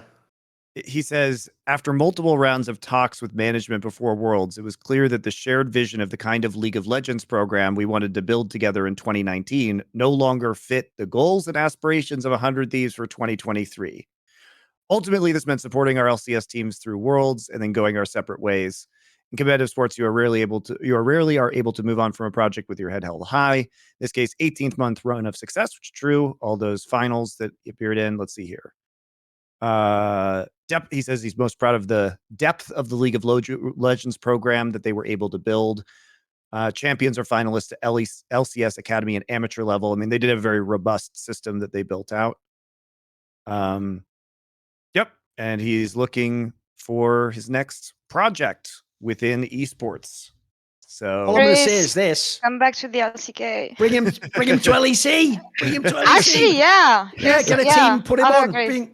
I think all the money in the LEC now. Bring Papa Smithy over. He's done a good job. If people don't know, one thing I appreciate about the way he built the 100 Thieves is a bit like how Rogue got their way to the top. They didn't do it in one go. Each split they brought in a different piece that was slightly better, and gradually they got it up, and then eventually they became a championship team. Same thing there. Everyone remembers. Everyone was laughing at him with the Rioma thing, and he had to swap Rioma in and out. And someday, who was like one of the best players, had to go into the academy. Like that all looked stupid until you saw all the sort of puzzle pieces come together. So I thought he did a killer job. That's why when I heard that story, Monty, he was going to Team Liquid. I thought that'd be a good pickup. If anything, you've shown actually that with the most money, you haven't put together a good roster. So bring in someone who sort of knows what they're doing. By the way, I read the way that was phrased, Monty, like the phrasing of because that's the classic thing. If basically, guys, here's the translation. If you don't agree with what's going on, like for example, they're like, yeah, we're going to slash our budget in half. You go, we had a difference in vision as to where we saw the directions of the organization go. Like, yeah, no shit. Like you were leaving. That's the problem. Like, because in this case, that sounds to me like it is the budget's going to be slashed, and maybe they go back a level or something,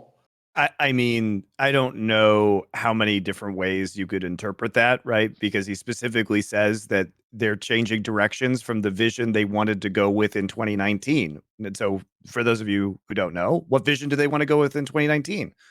Spending a bunch of money to become a championship roster to develop the programs he's talking about. They very specifically developed like high school students into like the amateur scene, right? Into the challenger scene, into LCS players.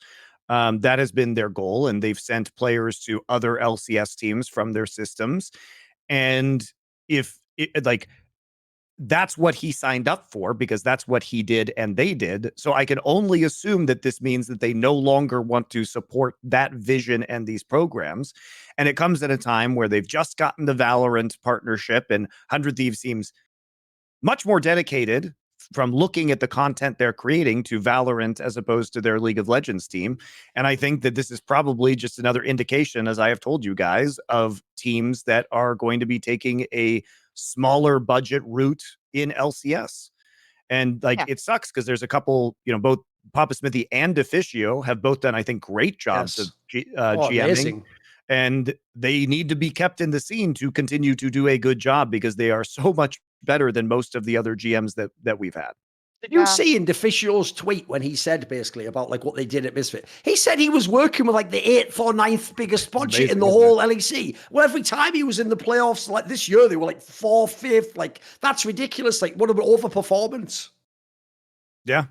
I'm not worried about them though. I'm just wondering if they want to. And that's something I could ask them directly, actually. But if they want to stay in the team, the team industry, or if they want to go back to casting and stuff like this. Laura, I don't think people want to go back to casting. No, that's what I'm thinking too. just gonna say maybe that doesn't have the most career growth. It's not the first choice. Let's say. Yeah. Maybe they will. I love both of them as casters, but I know their reasons for not doing that. Not my place to say them, but I would be surprised if they made those decisions. Let's put it that way. Yeah, but if I don't know, if you take part in a project and then you have all these expectations, and then as Chris said in his tweet longer, that a couple years later, then it doesn't fit the vision you agreed on to begin with. I don't know. For me, it's too complicated to go with what an org is going to want to do. I mean, because there's no consistency in what they do every year. Like, okay, I don't want to shit on any team, but some teams in the LEC are going to have an A plan one year and then it doesn't work and they shift things completely to, there's no consistency in what they try to build. And it must be so hard as a GM to just keep tracks and like try and build an actual competitive project because you have all these higher people to respond to and who are going to split their mind the second it doesn't work.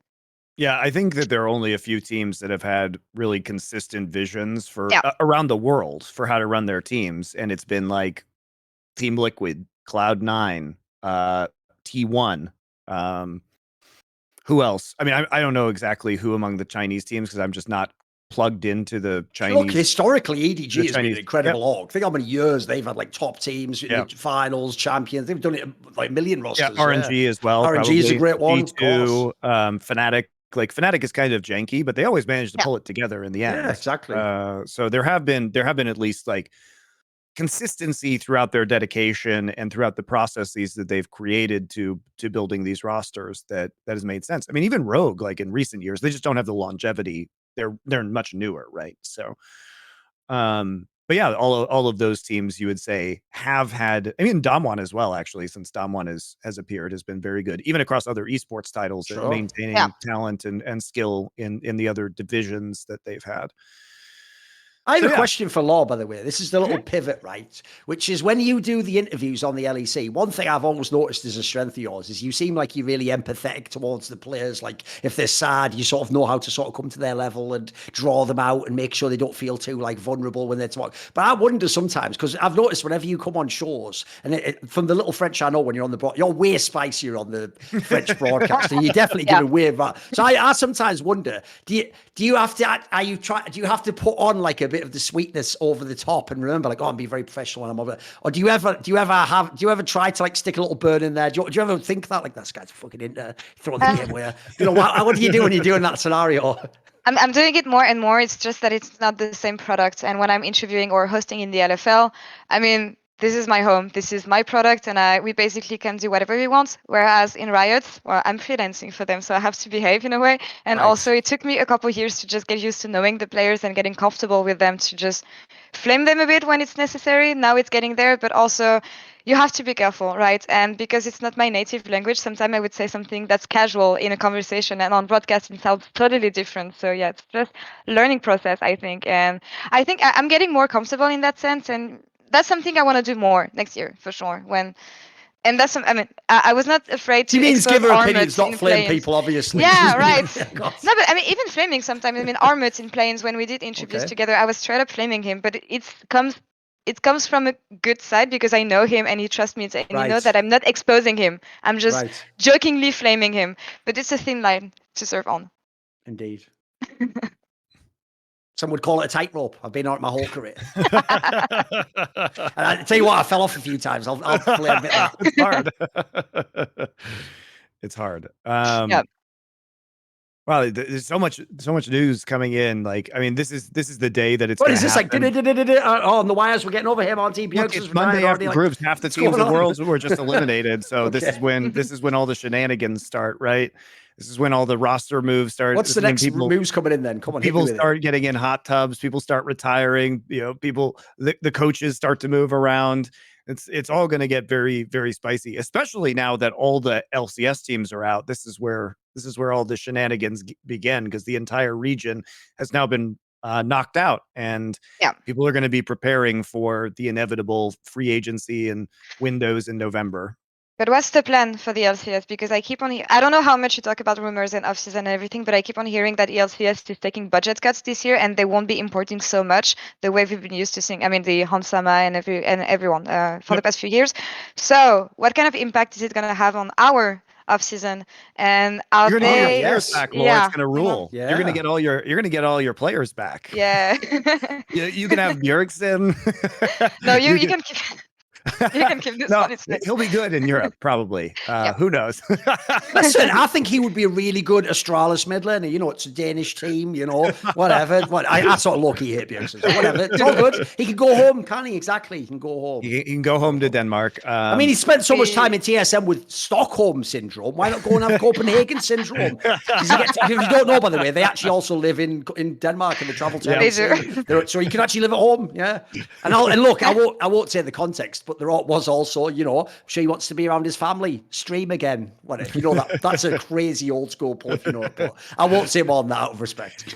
But yeah, I think that honestly, you could probably get Whippo back. You know, you might even get some NA players that you might want. I don't know what Core JJ's doing, but as far as I know, the thing is, so he needs to keep the green card though, so I think he has to stay in LCS. I was told.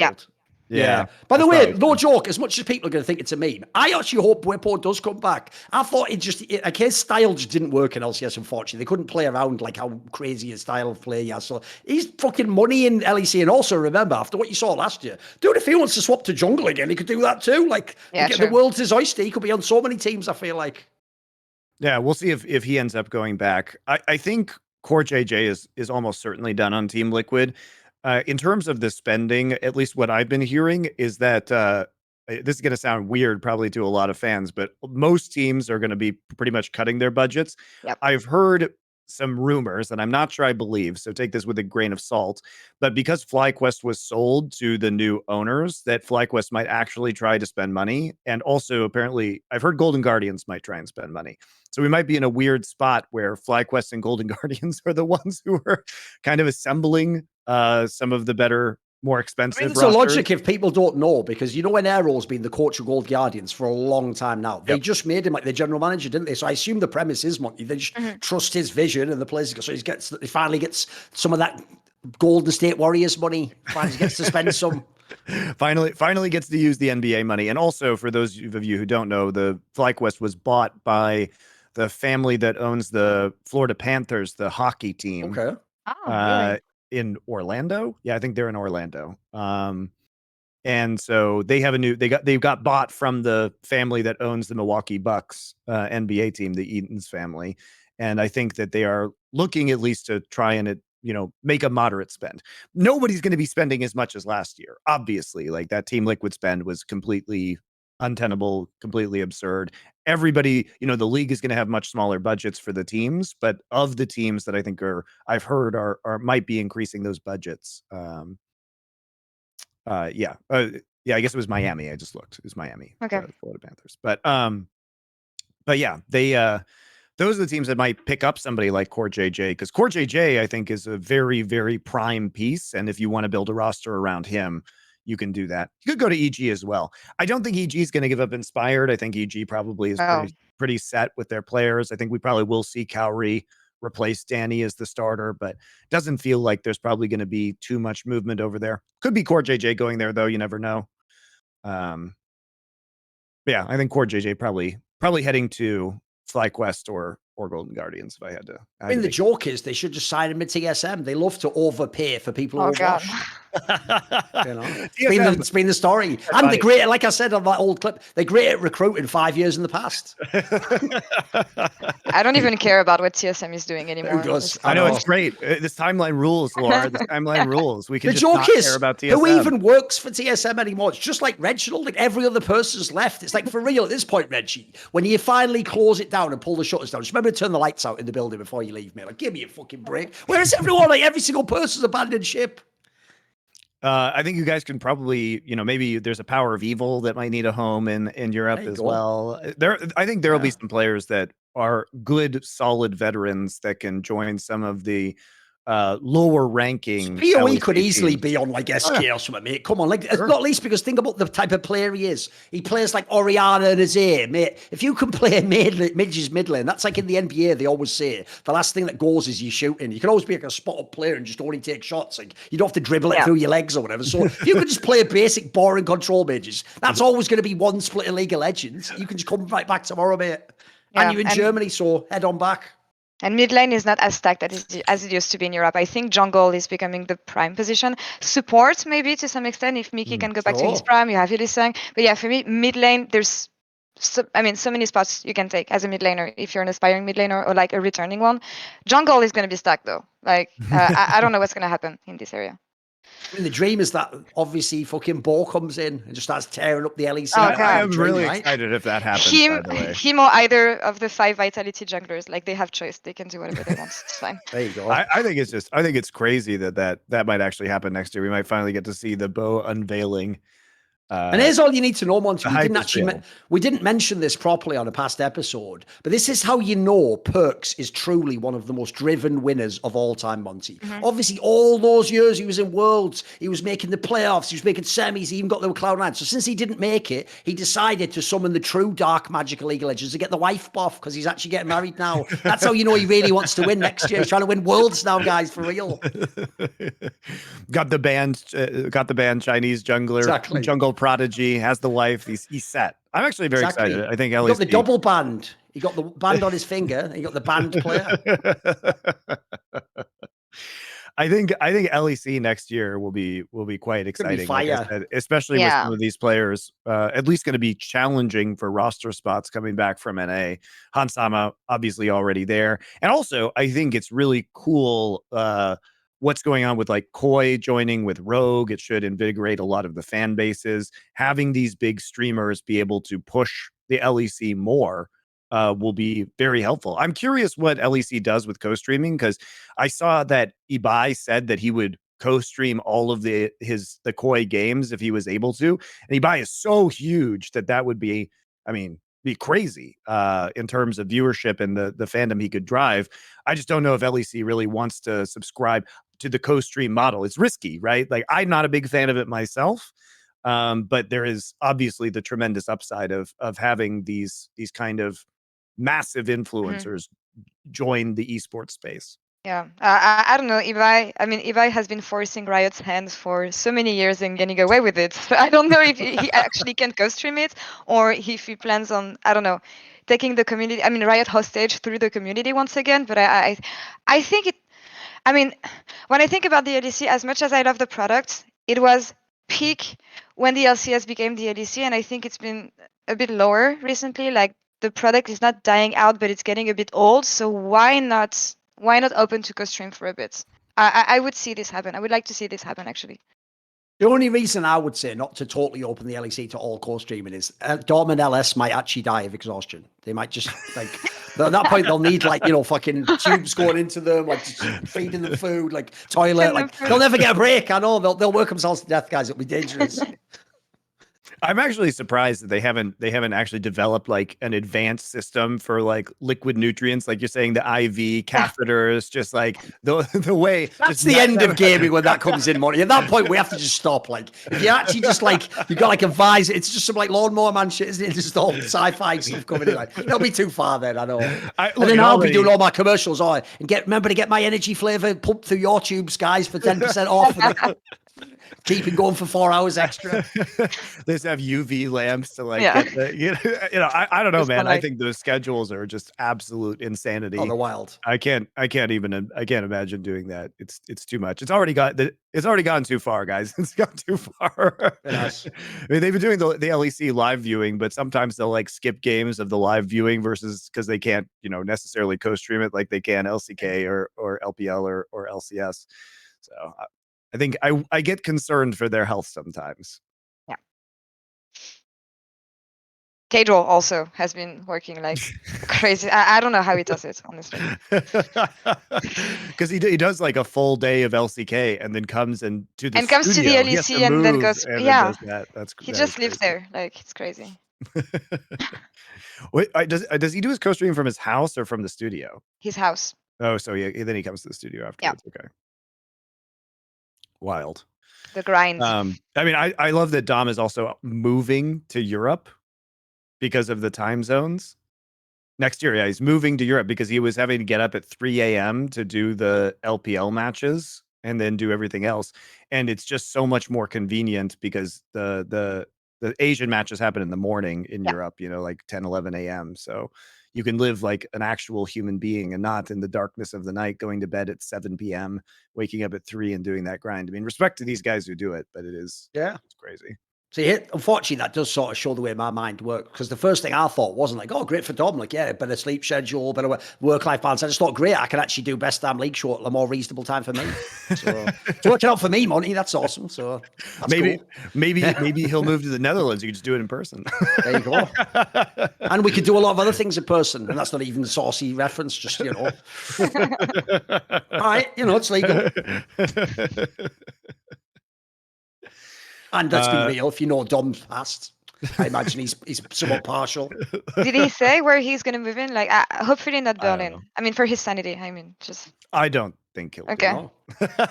Could be Netherlands, to be fair. I mean, he actually says his family, like, histories, they are somehow like from Netherlands or something, right? Aren't they? Something weird like that. Netherlands. I think he said he had a connection. Oh, perfect. There we go then. Easy.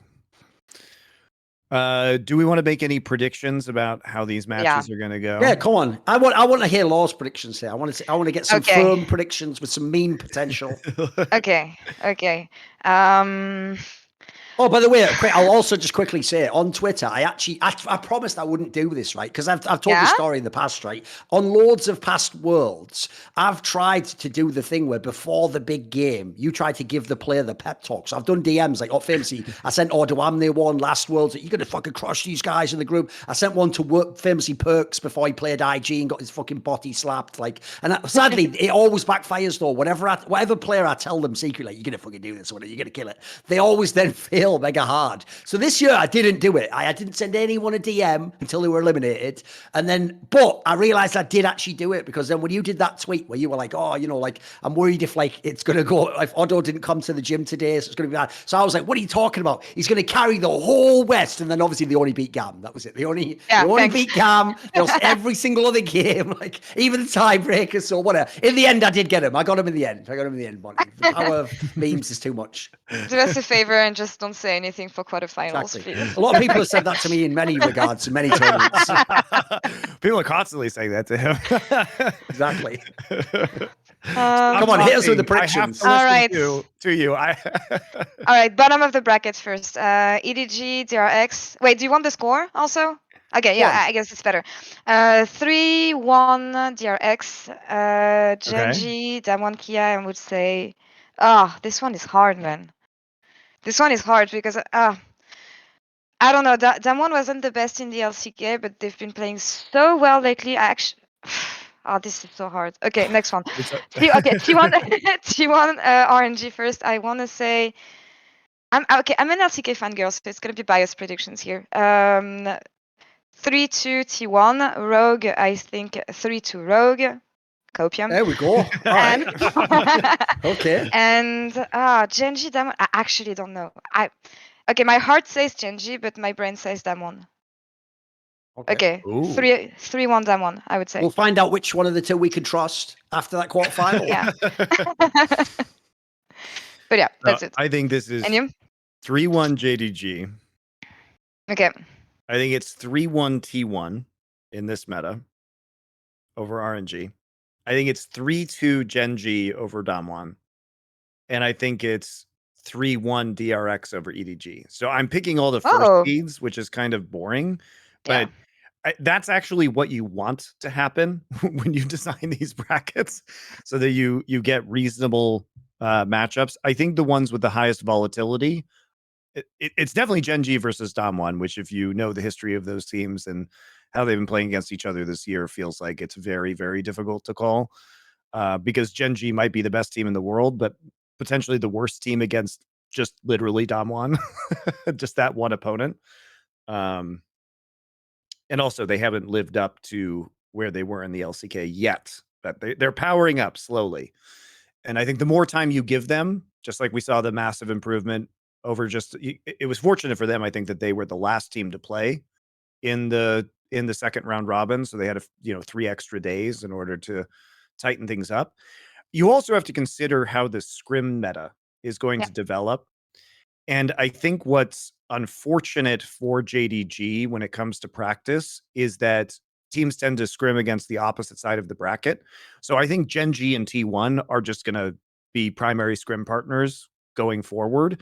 And they probably will, because of the way that regional pride works, they'll probably save most of their most serious scrims and comps and strategies for each other, because they won't want to reveal it to JDG. Like Gen.G probably doesn't want to reveal much to JDG, because I would think that they would be a bigger threat.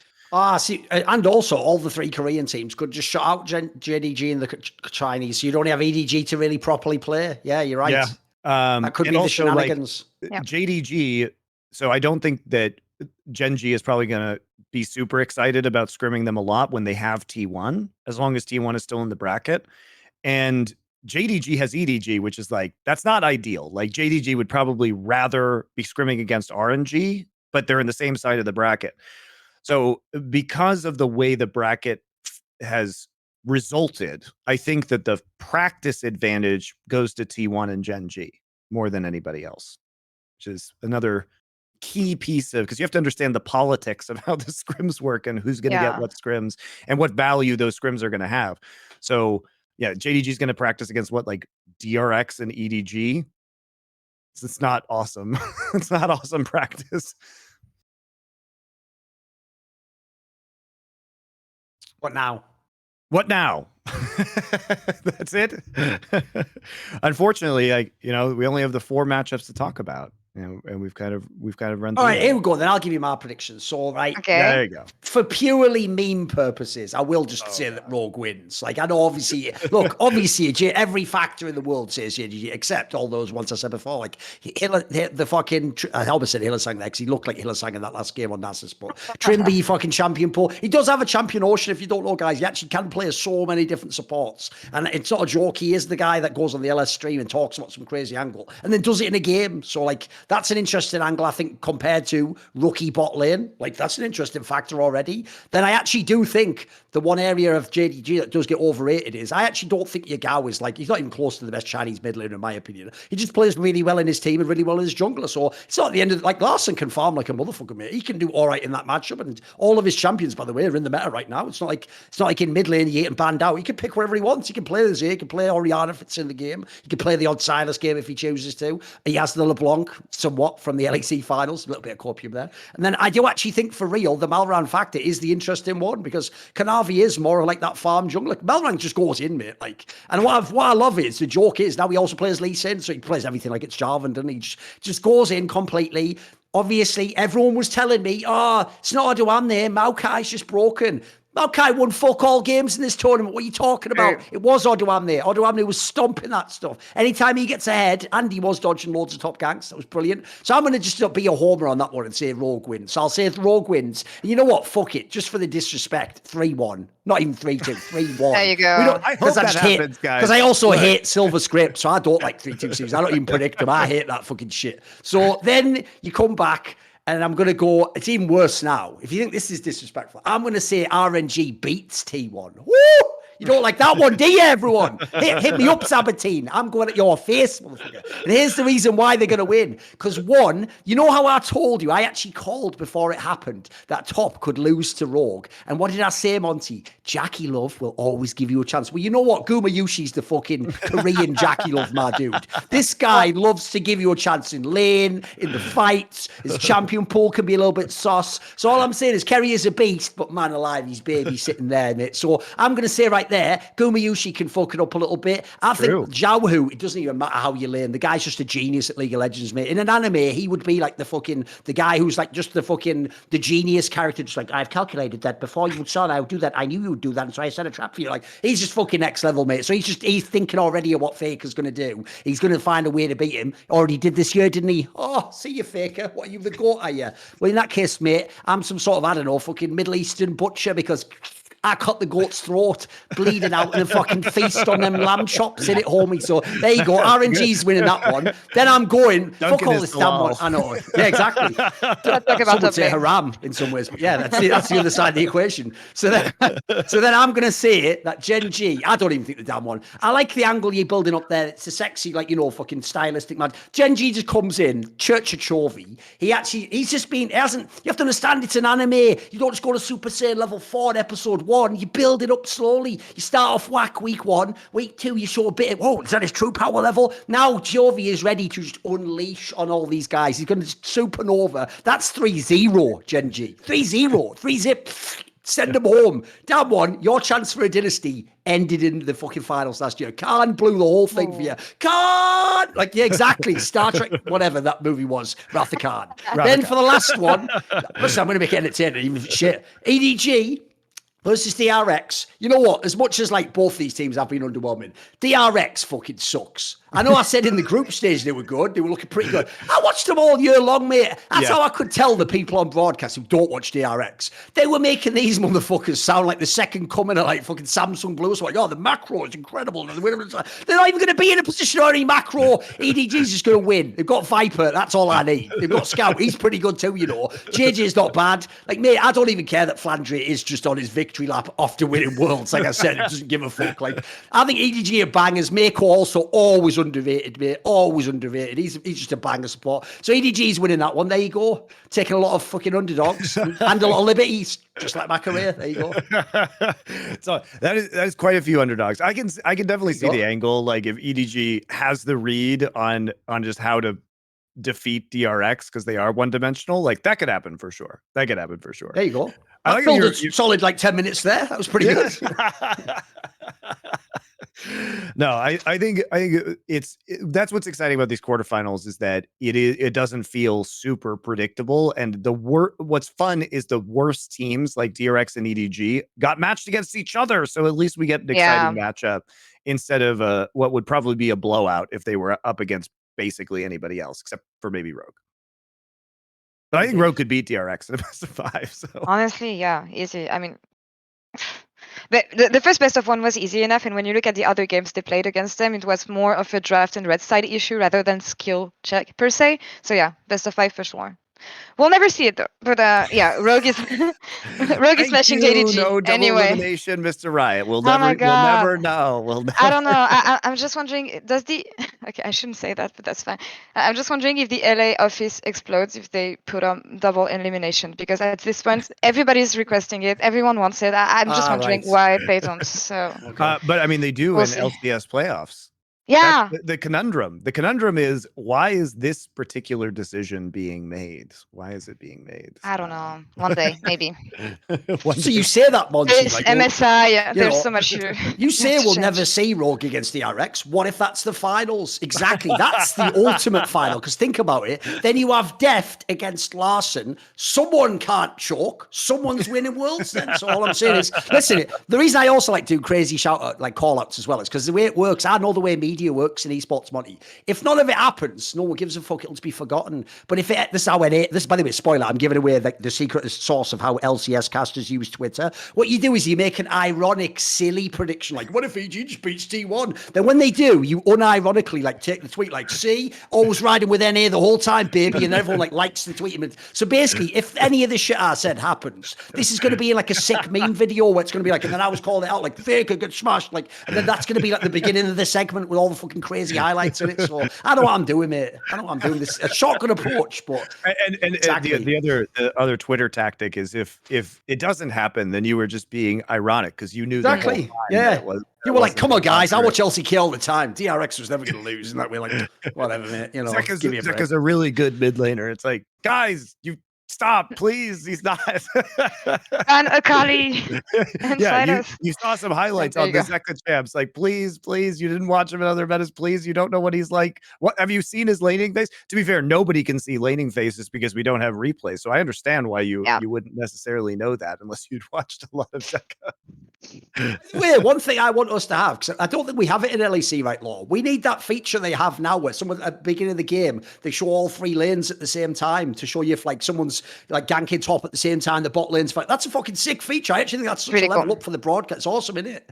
Yeah. I love it. I wish we could use it more often. It comes from NA, doesn't it? I think the first time I said it was LCS, right? The LCS. Yeah, no, that and all the also something that I'm waiting to see is the in the LCK they give the replays but in pro view, and that's something we don't have in Europe, and I wish we did. I miss pro view also, but that's another topic. we all miss pro view. It was great. Never really had it for Korea because they gated it behind like T1 having T1's SKT's telephone service. By the way, very hard. You know, there was obviously, never a global database. You know, the LCK was the one that was experimenting with all those replays, like they showed in 3D. You know that one they did where it was like a beat 'em up, Monty? You know, it was like they had health bars at the top. Do you remember what I'm talking about when they did that replay? Yeah. That was super creative. It was weird. It was like, what the fuck is that? It was a unique idea, I have to say. Yeah, I like that, especially LEC and LCK have been doing more with the replays, and I think LEC's observers are super good. Smurfs, yeah. Yeah, they're really, really good.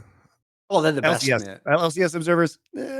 What's really showed it off as well is this last year or so, mate, because nowadays there is at the beginning always a fight. Like the top laners are obviously like trying to fuck with each other if one has push on the lane. And then at the same time, though, how many times do the bot lanes just automatically go for the first blood immediately? So the amount of times when I've been watching other regions, Monty, that you just miss the first blood and you're like, what the fuck? Like they never miss it in the LCK. They are fucking unbelievable at knowing the game.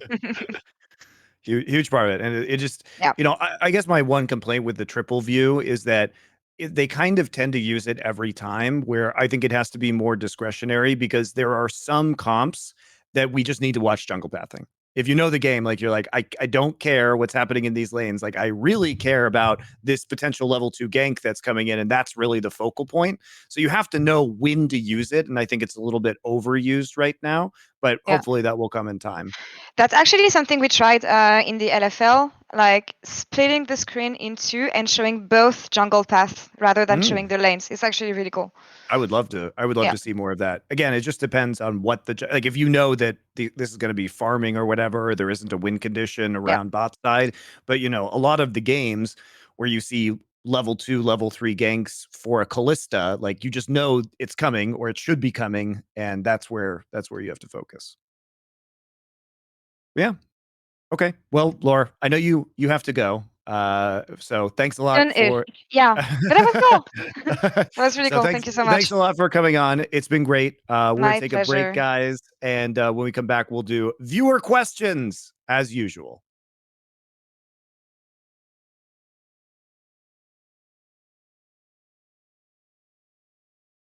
All right. We're back for the old viewer questions, not Twitch viewer questions, unless you happen to have grog coins and ask your question in the BTN 25 grog channel, whatever it's called, on the, now, Last Free Nation Discord. So go to it's weird to say it out loud still, because like you know, we referred to it that way internally for so long, so now I had to it's weird to have it like publicly out there after a week. I have to get my tongue around to get used to it for sure.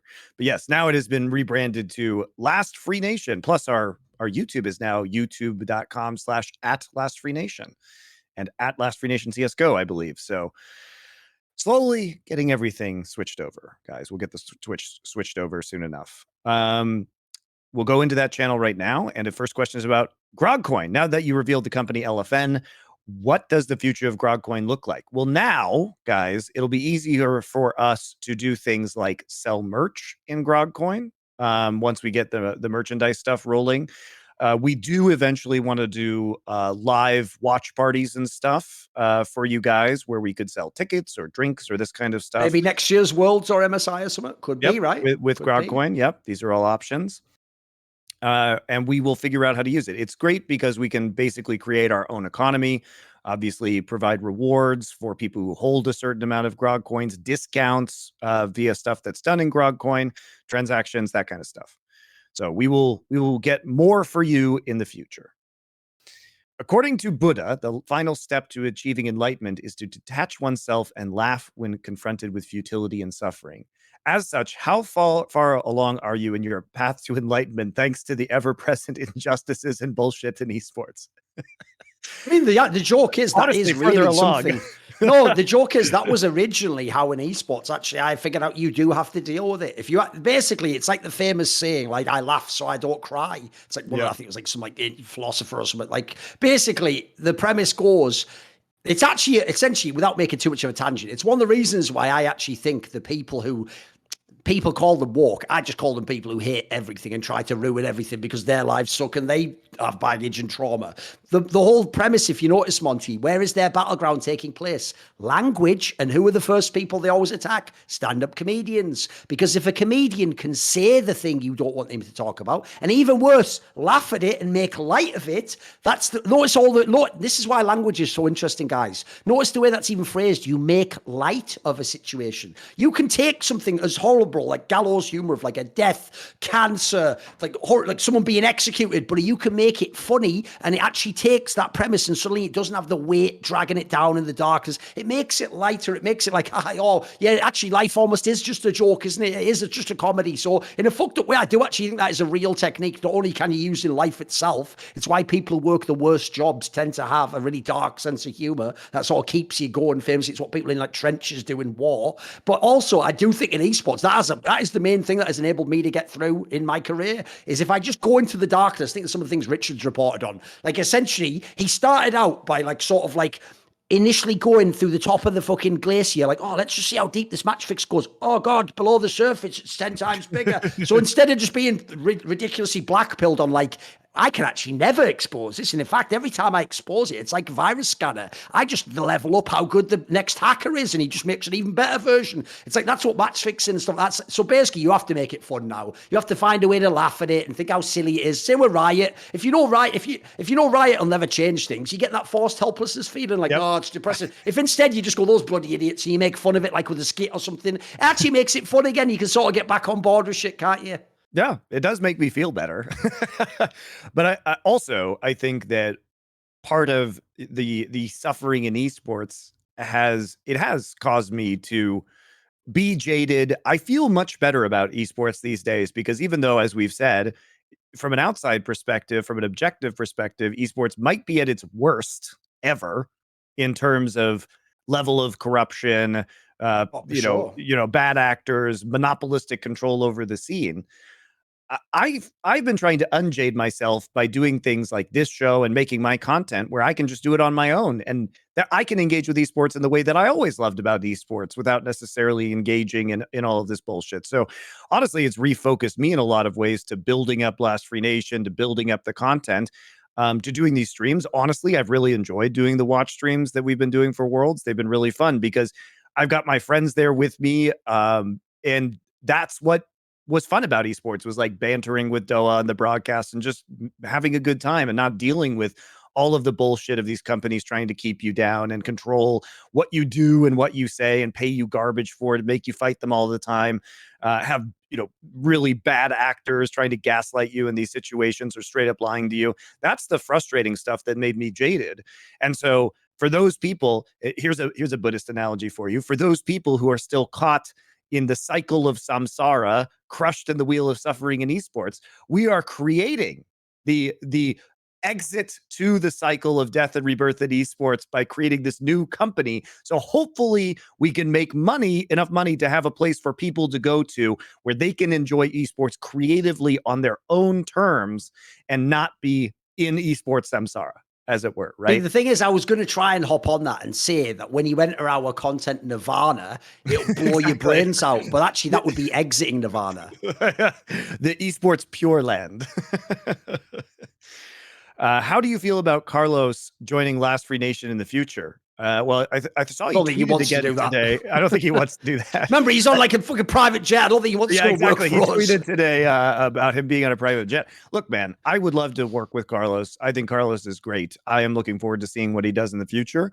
If he wanted to do some content with us, that would be awesome. I have not been asking him because I didn't want to be a vulture hovering over his corpse, but perhaps in a few months when things have calmed down a little bit and he's had some time to think about his future, I might approach him about doing some stuff.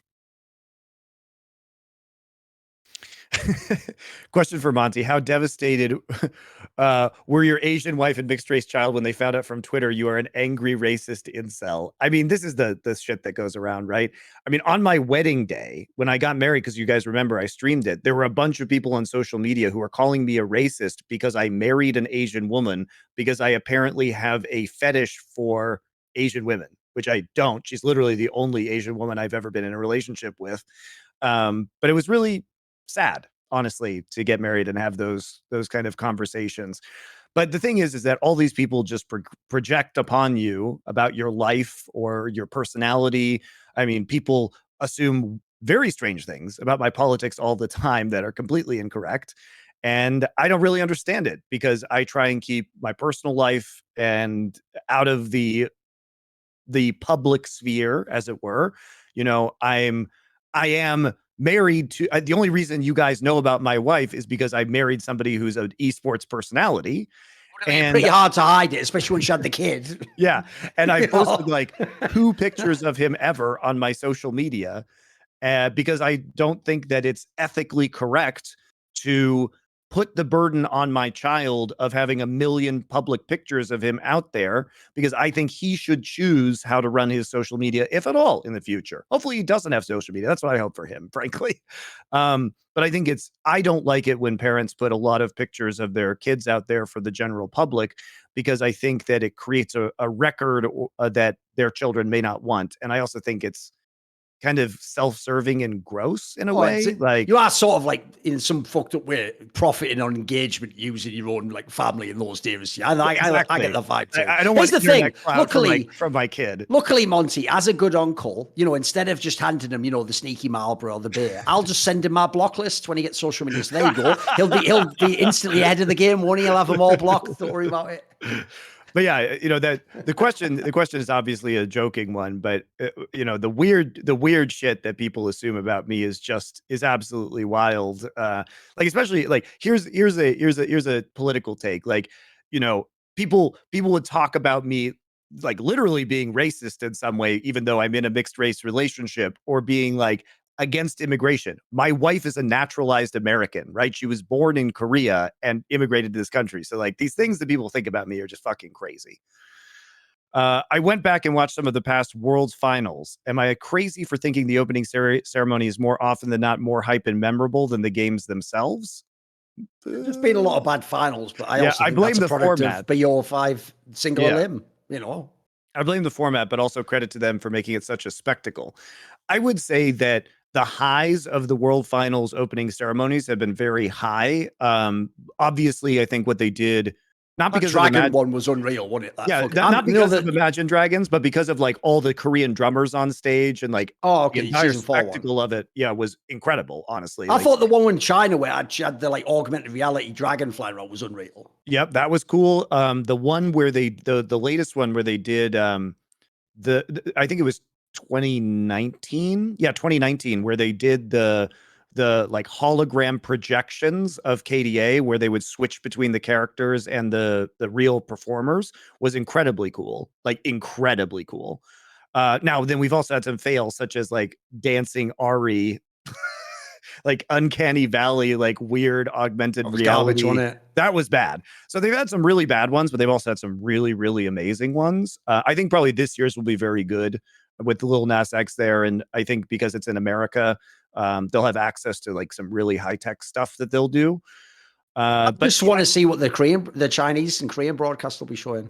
Be interesting. Let me know. Right? Hit me up if it's a little bit based. Let me know. Just let me know in the DMs. I actually am curious if they'll put Lil Nas X. It's interesting, right? Onto the international. That's broadcast. A decision to make. Yeah, you guys can go and look into why. We're not going to bother going through that again, but it's an interesting decision for that way. But yes, the format is mostly to blame. We've had a lot of bad finals.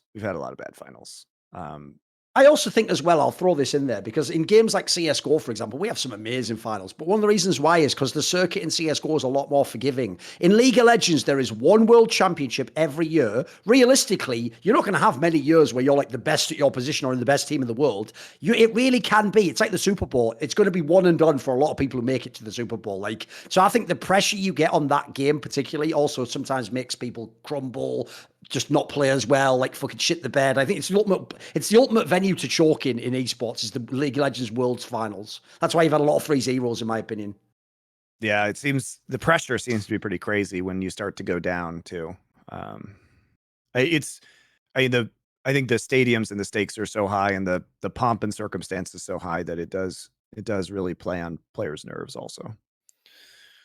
League has shown that it is a game that cannot be played through all 3 lanes at a time. With role players on each team, would Ben.G be the best role player of all time? Who else would hold such a title? Please, please. I feel like I'm just being tortured in Guantanamo Bay. Like, yeah, here's another great take about Ben.G. Oh, he hasn't even played for about 4 years. Please, just let him die, please. Why does every take have to be that he's the best? Why? It wasn't even like, wouldn't he be an interesting role player? It's like, he was a great role player. Is he the greatest role player of all time? Like, oh, please. Please, freak, let me go. Just let me live for me. No, he wouldn't. If I had to say the greatest role player of all time, probably is someone like fucking like Dandy or something, or who else are we putting in the mix? Well, Dandy was a big carry. I think Mata really enabled his teams a lot. Who's the? I mean, pretty sure someone like Mako could be up there. Sure, there's a pretty good role player. I think his longevity. I think Ben.G's definitely in the conversation.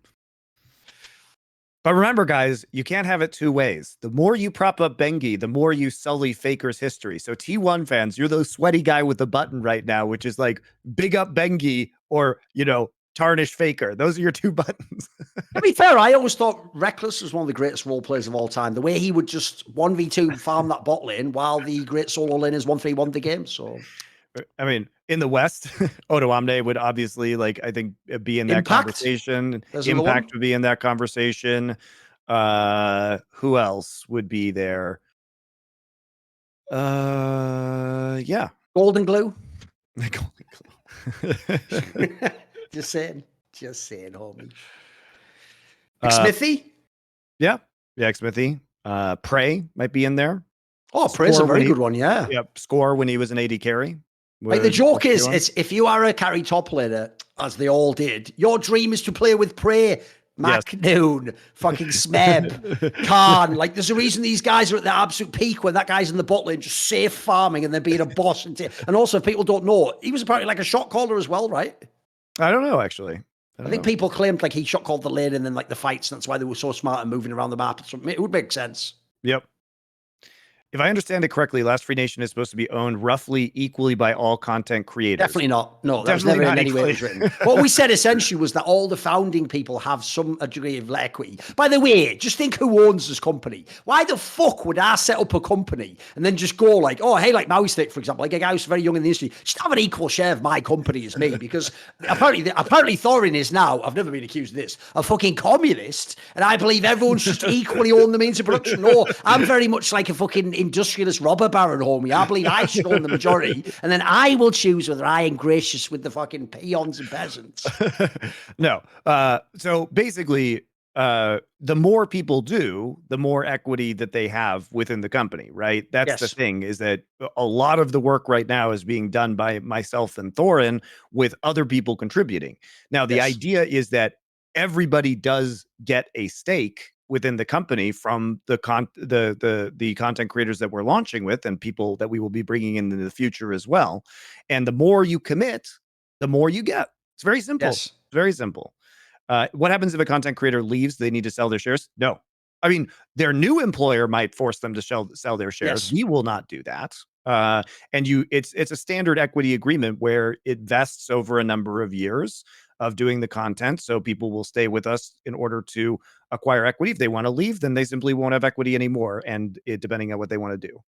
I think that's even one of the cool parts people won't think about. Think about this. What if in 3, 4, 5 years, League of Legends, for example, as a game just isn't as big, or it's not, or they don't want to work in it anymore, and someone like Dom, who right now is on top of the world, maybe he doesn't even want to be in esports, or he wants to be in a different esport, go elsewhere. What if there was a way that this company's huge by then, and he just has a passive income for the next 10, 20 years, just from the work he did? That would be brilliant. I would be happy for him. Yep. So we do want to give people equity in the company, and that is something that's very unique to us as opposed to everywhere else in esports, where you never get ownership of anything and you just get flogged for your work on a daily rate until the end of time. And people are excited about that. I mean, that's really important to a lot of talent, and we will continue to offer those opportunities. And the more you commit to us, the more we commit to you, period. What do you think?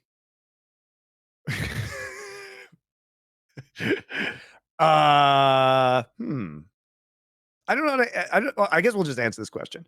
What do you think is the underlying psychological, anthropomorphic, and/or sociological causes behind the popularity of stepmom/stepsister porn? Its ubiquity is very interesting. I think there's an obvious answer there. Here's the obvious one to me, Monty. Like, it's not as edgy as if it actually was like incest and the actual like your real stuff. Which, by the way, it would be too far for a lot of people. That's still an incredible taboo. But in the whole point of the stepmom stepsister angle is technically because they're not actually like by blood related to you. Technically, it's like it's fucked up maybe morally, and you might be ruining socially your family. But you could sleep with that person. It wouldn't like violate like basic like taboos of like biology potentially. So, and there's the edgy angle of sort of like, oh, maybe they would be, oh, what's going on, oh, how naughty. It's like, and then I'll throw the last detail in, which is, let's be real, over the last 10, 20 years, there's loads of divorces, loads of fucking stepdads and families that are going together. So I also just imagine there's more of those scenarios for freaks on the internet to be searching for.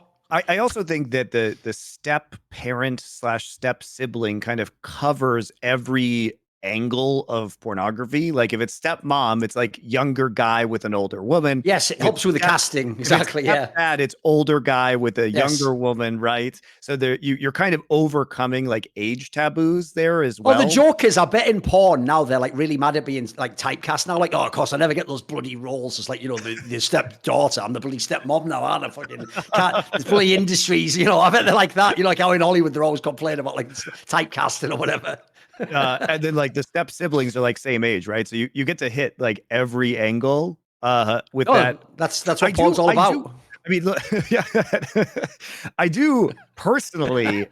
I don't find the attraction to this whatsoever. But it is strange that it's become so ubiquitous. Like it's just, yeah, over the last few years, it's just out of control now. I wonder what the next trend will be. Ahoy, lads. Now that you've officially taken to the digital high seas, can you share what you would name your vessel if you literally sailed the seas? By the way, I've got an answer for Monty's last question that I've just realized I should probably bring in anyway. First of all, obviously, this is all just harmless material. I personally don't like pornography or degeneracy in any way anymore. That's just a character I play on the internet. What I would say, the next genre, it's actually going to be very niche, is from people who are fans of Western League of Legends. And it's going to be Hilla-Sang gangbang scenes. Because it's like Hilla-Sang comes in, and then it's, oh, he's fucking everyone. He's just fucking everyone, even like his own people. He's fucking everyone, fucking 9 people at once in the whole game. and they're going to mix it with mukbangs. He's going to be feeding everyone at the same time as well. He's fucking them and he's feeding them. He doesn't know whether he's fucking or feeding. That's it. Fuck feed fest, Hilla-Sang 2022. That sounds like a party in ancient Rome. That's exactly. Well, sometimes actually I would want to go to the vomitorium after seeing Hilla-Sang play. Apparently that isn't even based on vomit. It's just a fucking misnomer, but whatever. It worked for the joke. What was the question anyway? Sorry. What was the name of our ship if we sailed the seas?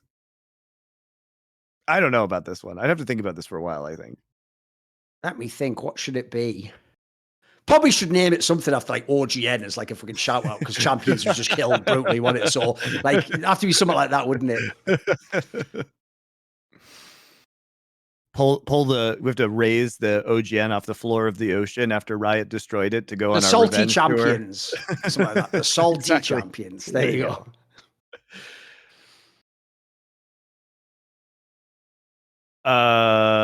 Guys, no anime. I'm done with anime questions for this year. I'm done with. You ask us next year about anime questions. And they just go one by one through every series. So oh my God. Review anime or something. What's the premise here? I'm sick of anime right now, guys.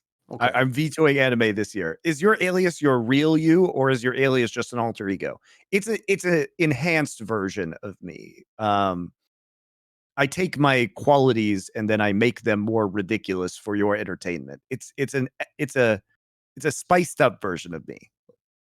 I don't think there's anyone, by the way, in case you're wondering, I don't think there's anyone who is their ego or personality on camera, their alter ego. I don't think anyone is. Like, essentially part of the skill of appearing on camera is knowing you're on camera and how to play to an audience and have presence when you're on camera. Like, no one is. Like, for example, I'll give you a perfect example. You guys probably thought Laure doesn't have a persona when she's on LEC, right? You just thought she's a really sweet feminine girl who's just lovely to all the players and she just asks very polite questions. But what you saw was, and I knew this already from the LFL, but She's mad spicy, especially Yeah, if she wants to like come with a take and be biased. So, of course, it's just she knows when to rein that in and what perception to give out. So there's a perfect example. Same with Shocks and all the rest of them.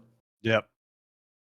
But I think for most people, it's like a heightened version of their personalities, or they take the most kind of controversial or charismatic in certain cases, right? Depending on how you want to be, parts of their personality and bring them out more. I'll tell you a weird angle people don't know about me, Monty. The reason why everyone gets it wrong and thinks I'm some outrageous extrovert is because actually I used to be the opposite. I used to actually be a very quiet, like professional character. And like my questions might have a tiny bit of spice in, but I would always be super polite to the player. I would never diss him. I would never post a tweet about them like it was shit. You know what I'm on about before I became like an on-camera personality. But what I used to do though, Monty, is I used to think to myself, what I think the broadcast lacks is someone who's the troublemaker, someone who's got more spice, someone who, for example, in CSGO, the classic one was someone who actually tell a player you played bad. No, it wasn't. You weren't lucky. You were shit in this game. And you know what? The way you've been playing the last 6 months is shit, and you better get your level together. And go. So because of that, when I came on camera, because I'm not a mad out extrovert who's just doing it for the lights and the crowd and all that, and to be on the show and to have a drink with Fallen and all the fucking nip players after the game, I decided if I ever get a chance, and I did, first of all, I'm just going to fucking swing for the fences, and I'm going to absolutely make some of these guys learn there's a fucking real world out there. I'm going to be the little prick that pops the bubble of some of these player egos where they just live in a fucking fantasy world. So I will say, I've obviously ridden that horse pretty hard. It's almost like Gladiator. I've ridden that one to death when he was going back to like Spain. And now I'm on the second horse. I'm just going again. And also, if you notice, I'm sort of trying to bring a bit more of I'm trying to make it a little bit less mean on Twitter. There's a little bit more beak face, a little bit less sort of cancellation / viral tweets, you know. Just a little bit. I appreciate that. Do you guys watch any Bollywood / South Asian movies? I actually almost never. Yeah, I unless they hit like mainstream in the States, like I've only really seen like the comedy scenes. Like, I don't know if you've ever seen some of the really hilarious ones, Monty, where they're doing stuff like chasing someone on a horse, and then they like slide on the horse as though it was like a motorbike under like a fucking truck through the wheels. I've seen some mad like hilarious ones, but I've never seen like a legit film. I would actually love to get recommendations for the good Bollywood / South Asian movies, because obviously a huge industry, and I'm just really not familiar with it. Which Dostoyevsky character is most like you / your spirit animal? I don't know of any of Dostoyevsky's pretty dark characters. I don't know. I hope they're not. I hope that's not. I hope that's not like me. I will say, I don't think I have one. The reason why, to me, the novel Notes from Underground is a really fascinating book is because that actually did make me sort of realize like areas that I had sort of fucked up elements of my personality. Because when I was reading that, I was initially like relating to some parts of the character. This is years ago, like 10 plus years ago. I was relating to some parts of the character, but then when I saw how it played out, I was like, shit, if I actually relate to almost anything in this character, I should really get my shit together. Like, this guy's a bit fucked up. So I would say in general, yeah, the problem with there's such dark sort of morality plays at times in Dostoevsky. You wouldn't really want to be any character. I'd rather be some character from like Dune or something, you know. Tips on getting over a breakup. Look, it's really, in my mind, so I have no shame, basically. That's why I can do all these like ridiculous skits. I'll, dress up in anything. I really like just don't care a lot of the time. And why this has to do with getting over a breakup is this. It's very simple. You have to detach your own ego from this situation. And it's just like when you ask somebody out. What is the worst thing that can happen when you ask somebody out? Getting rejected, right? Well, if they're not interested in you, where would that have gone in the first place anyway? So you might as well just shoot your shot if you're interested and just be very forthright with the person and honest and upfront about your interest. And if they say no, just be like, well, I guess that relationship wouldn't work out because they're not fucking interested in me. Guess I just didn't waste a bunch of time pining after somebody that would always have been unattainable or incompatible with me. And if you're getting over a breakup, like, I know it sucks, but ultimately the pain that you're feeling is your own ego most of the time, or attachment to a relationship that was well past its prime for one reason or another and wasn't going to last, right? So the tip is to get over it is just to detach yourself from that situation, look at it objectively and say, hey, look, I had a relationship. It was really good for X amount of time. And yet there were some fundamental flaws. At least I'm out of it now, so I can perhaps look for something different or more long-term or more fulfilling. Or maybe you're just not cut out for having infinitely long relationships. Maybe you're just a person that does better in a series of shorter term relationships or intermittent relationships, and that's just your life. And if you want to change that to something different, you probably have to change something about yourself. But I don't really look at my past relationships with regret because they taught me a lot about myself. And when they came to an end, I appreciated the experiences that I had had, and I think fondly about them, but I don't really miss them.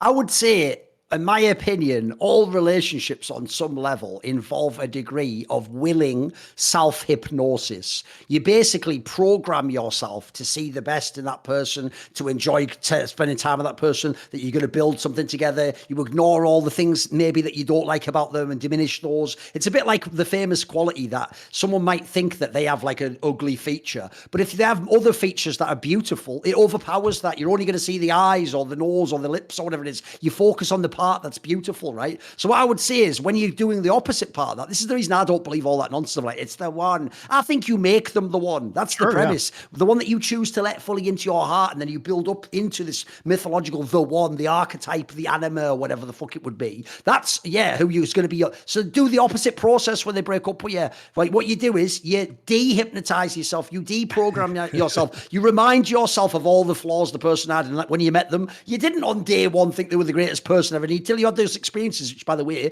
you could have different experiences with someone else. Then you'll start to realize, oh, that's right. Yeah, look, it was awesome for a time. Because the mistake obviously is, if you feel haunted by the idea, I'll never have that exact person again. No one else is like that exact. You don't want someone like that exact person. You didn't when you met them. You didn't know that. The best relationships usually is where you thought, actually, that's so different from the last person I was with. Now I get to explore some of the difference. Then what I would say is this: in the short term, because I do think men take the initial breakup really harsh.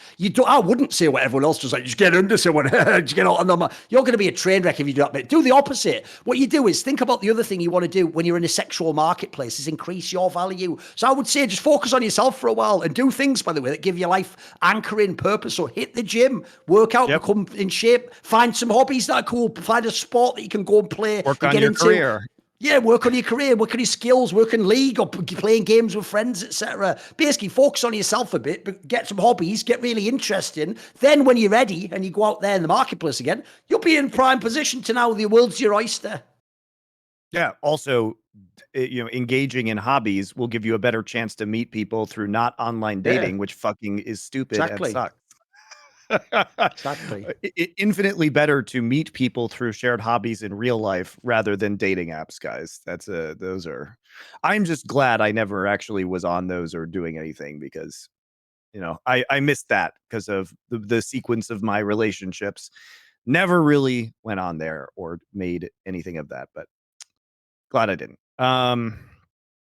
When can I get a set of elephant shot classes so the boys and I can proudly proclaim esports delenda est as we do shots? We probably can make that happen. That seems like a fun thing. Would be a good piece of merch for us as well, wouldn't it? As always, as well, like pint classes, shot classes. Maybe mega pint alternative. Shout out Johnny Depp. I want some of these, so maybe we can make that happen. If you had to cook for each other, what would you cook and why? I have cooked for Thor. I just make him steak. That's what he likes. You're easy. I would just make you, like, here's the thing, I just like simple food. So I would just make you like some British classic. I'd do you something like, I'd get you a jacket potato that I'd cook perfectly. So it'd be really nice and fluffy. Put a load of delicious, really like home butter, not just some like margarine shit. Some proper butter on there, melt it properly. A little bit of cheese. And then what you do is, if you're from the UK, not normal beans, Heinz beans. I know Monty might not like it that much, but inside of a jacket potato, that goes really well. Bit of bacon on top. That sounds nice and simple. It'd be delicious. I love it. I love classic British food, so I'm easy. Any plans for Dota content on LFN? Not right now. Maybe in the future. Dota's a hard one, though. I don't like Dota fans. Yeah, the problem with that is it depends. I would say it would probably depend if there was some like talent from Dota specifically that wanted to work with us that we liked. There's a few. Because the only other way I could see it happening personally is if I ever decide to like bring the Reflection series over. Obviously, it's possible I could do a Dota champion or something in that game, but we'll see. That's for down the line. Yeah, I think we'd have to have the right person. It's not going to be me because I don't know anything about Dota, and it's the esport that I am really like the furthest away from. I also just don't like the fans. I don't like them, and I don't want to interact with them. Who is your favorite esports player of all time and why? Who is yours, Monty? Who would it be? Probably Savior or Score. I think Savior is incredibly interesting because of the way that he, in a game with no patches, like started doing such an incredible job with Zerg in matchups that people had traditionally struggled with, and he had such a high. And also, as much as I don't like his match fixing, his fall from grace is very interesting. It's very interesting. He's also a very interesting human being. And then Score, because he was my favorite and, remains my favorite player in League of Legends due to his consistency, longevity, role swapping. Now he's a coach for Gen.G. I think he's a fascinating player who had such a distinguished career. I also like his struggle to be on top and struggling for so many years with bad rosters and never quite making it, then finally getting his title. That one's really fun. As if to highlight how earlier our personas are very different from who we are as people. You're all going to get this completely wrong because you're all going to be typing right now stuff like this. You're going to go like, obviously, Froggen, and then fucking Flame, and then Device, and Simple. You're wrong on all of them. Completely wrong. Because that's my character on camera. I'm very good, like you saw in that segment there, where I noticed the show was getting to a bit of a lull. It was getting to the end. So I pushed the NOS injection and did that mad predictions thing that was just pulling out my arse, wasn't I? Because, by the way, I've just got it like that, haven't I? So what I'll say is this: the actual real me, the guy who is the esports historian and who loves to watch great players, there's two players, and you probably wouldn't guess either. So one of them is a StarCraft player, but it's Bisu. That is one player I've almost never pulled for anyone as hard in, like, especially not in an RTS game, a Korean player, because the thing I loved about this player was because he played the weakest race, Protoss.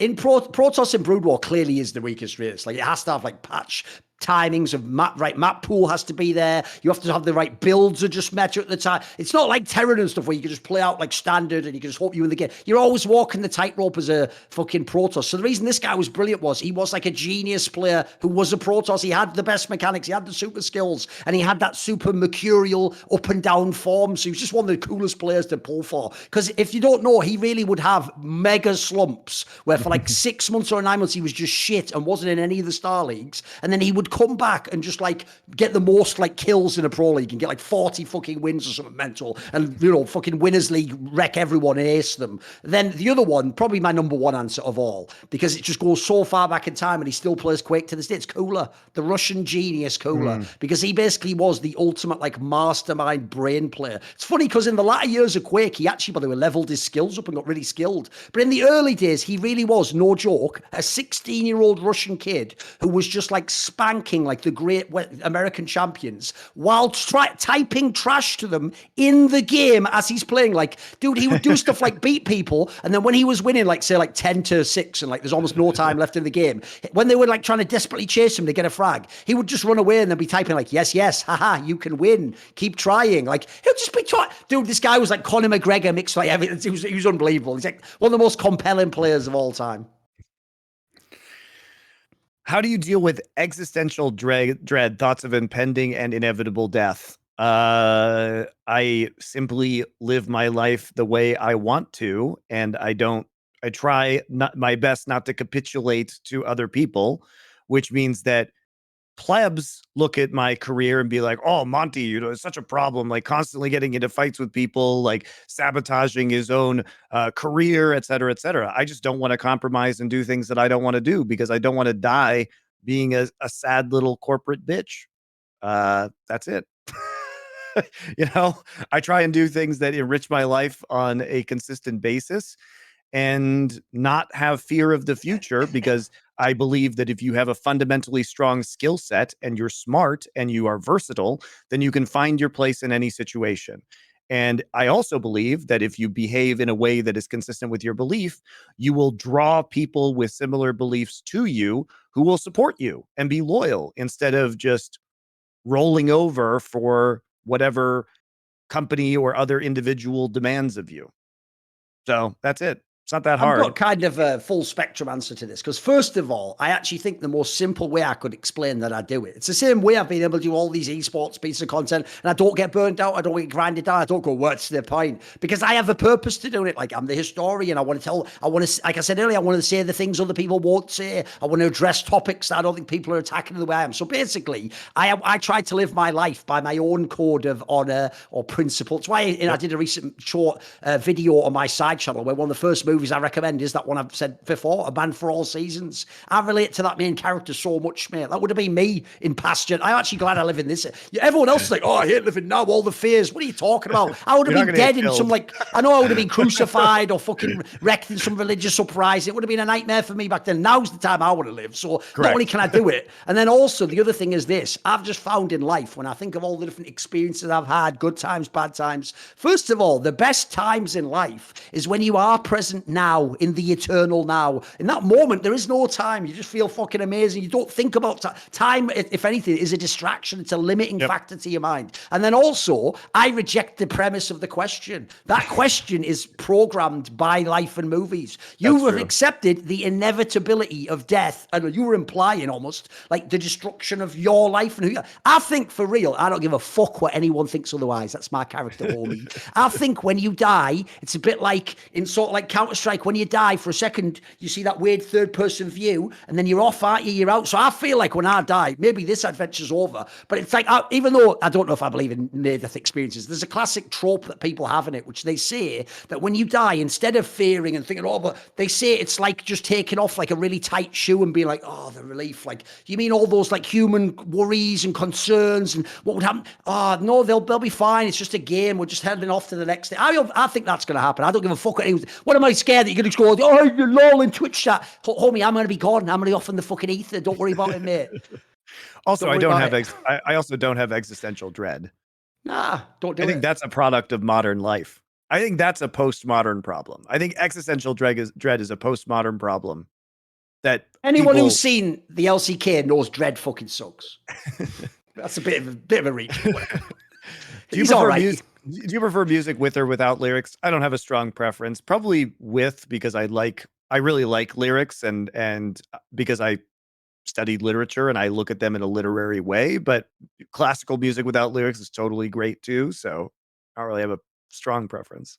Thing is, because I like so much electronic and sort of like symphonic type music, like I like the laid back jazz type music. I like drum and bass. I like electronica. I do like a lot of music without lyrics. And in theory, I also do enjoy lyrics a lot. And if they're really good, like Morrissey, I think it's a brilliant lyric. But I will say, the way I'm going at the moment, I'm sort of going away from lyrics a bit, because I do think the lyrics is where all the fucking programming is and all the shit they're trying to make you think, social engineering. So maybe I am going towards the sort of just musical angle, the ambience, the soundscapes.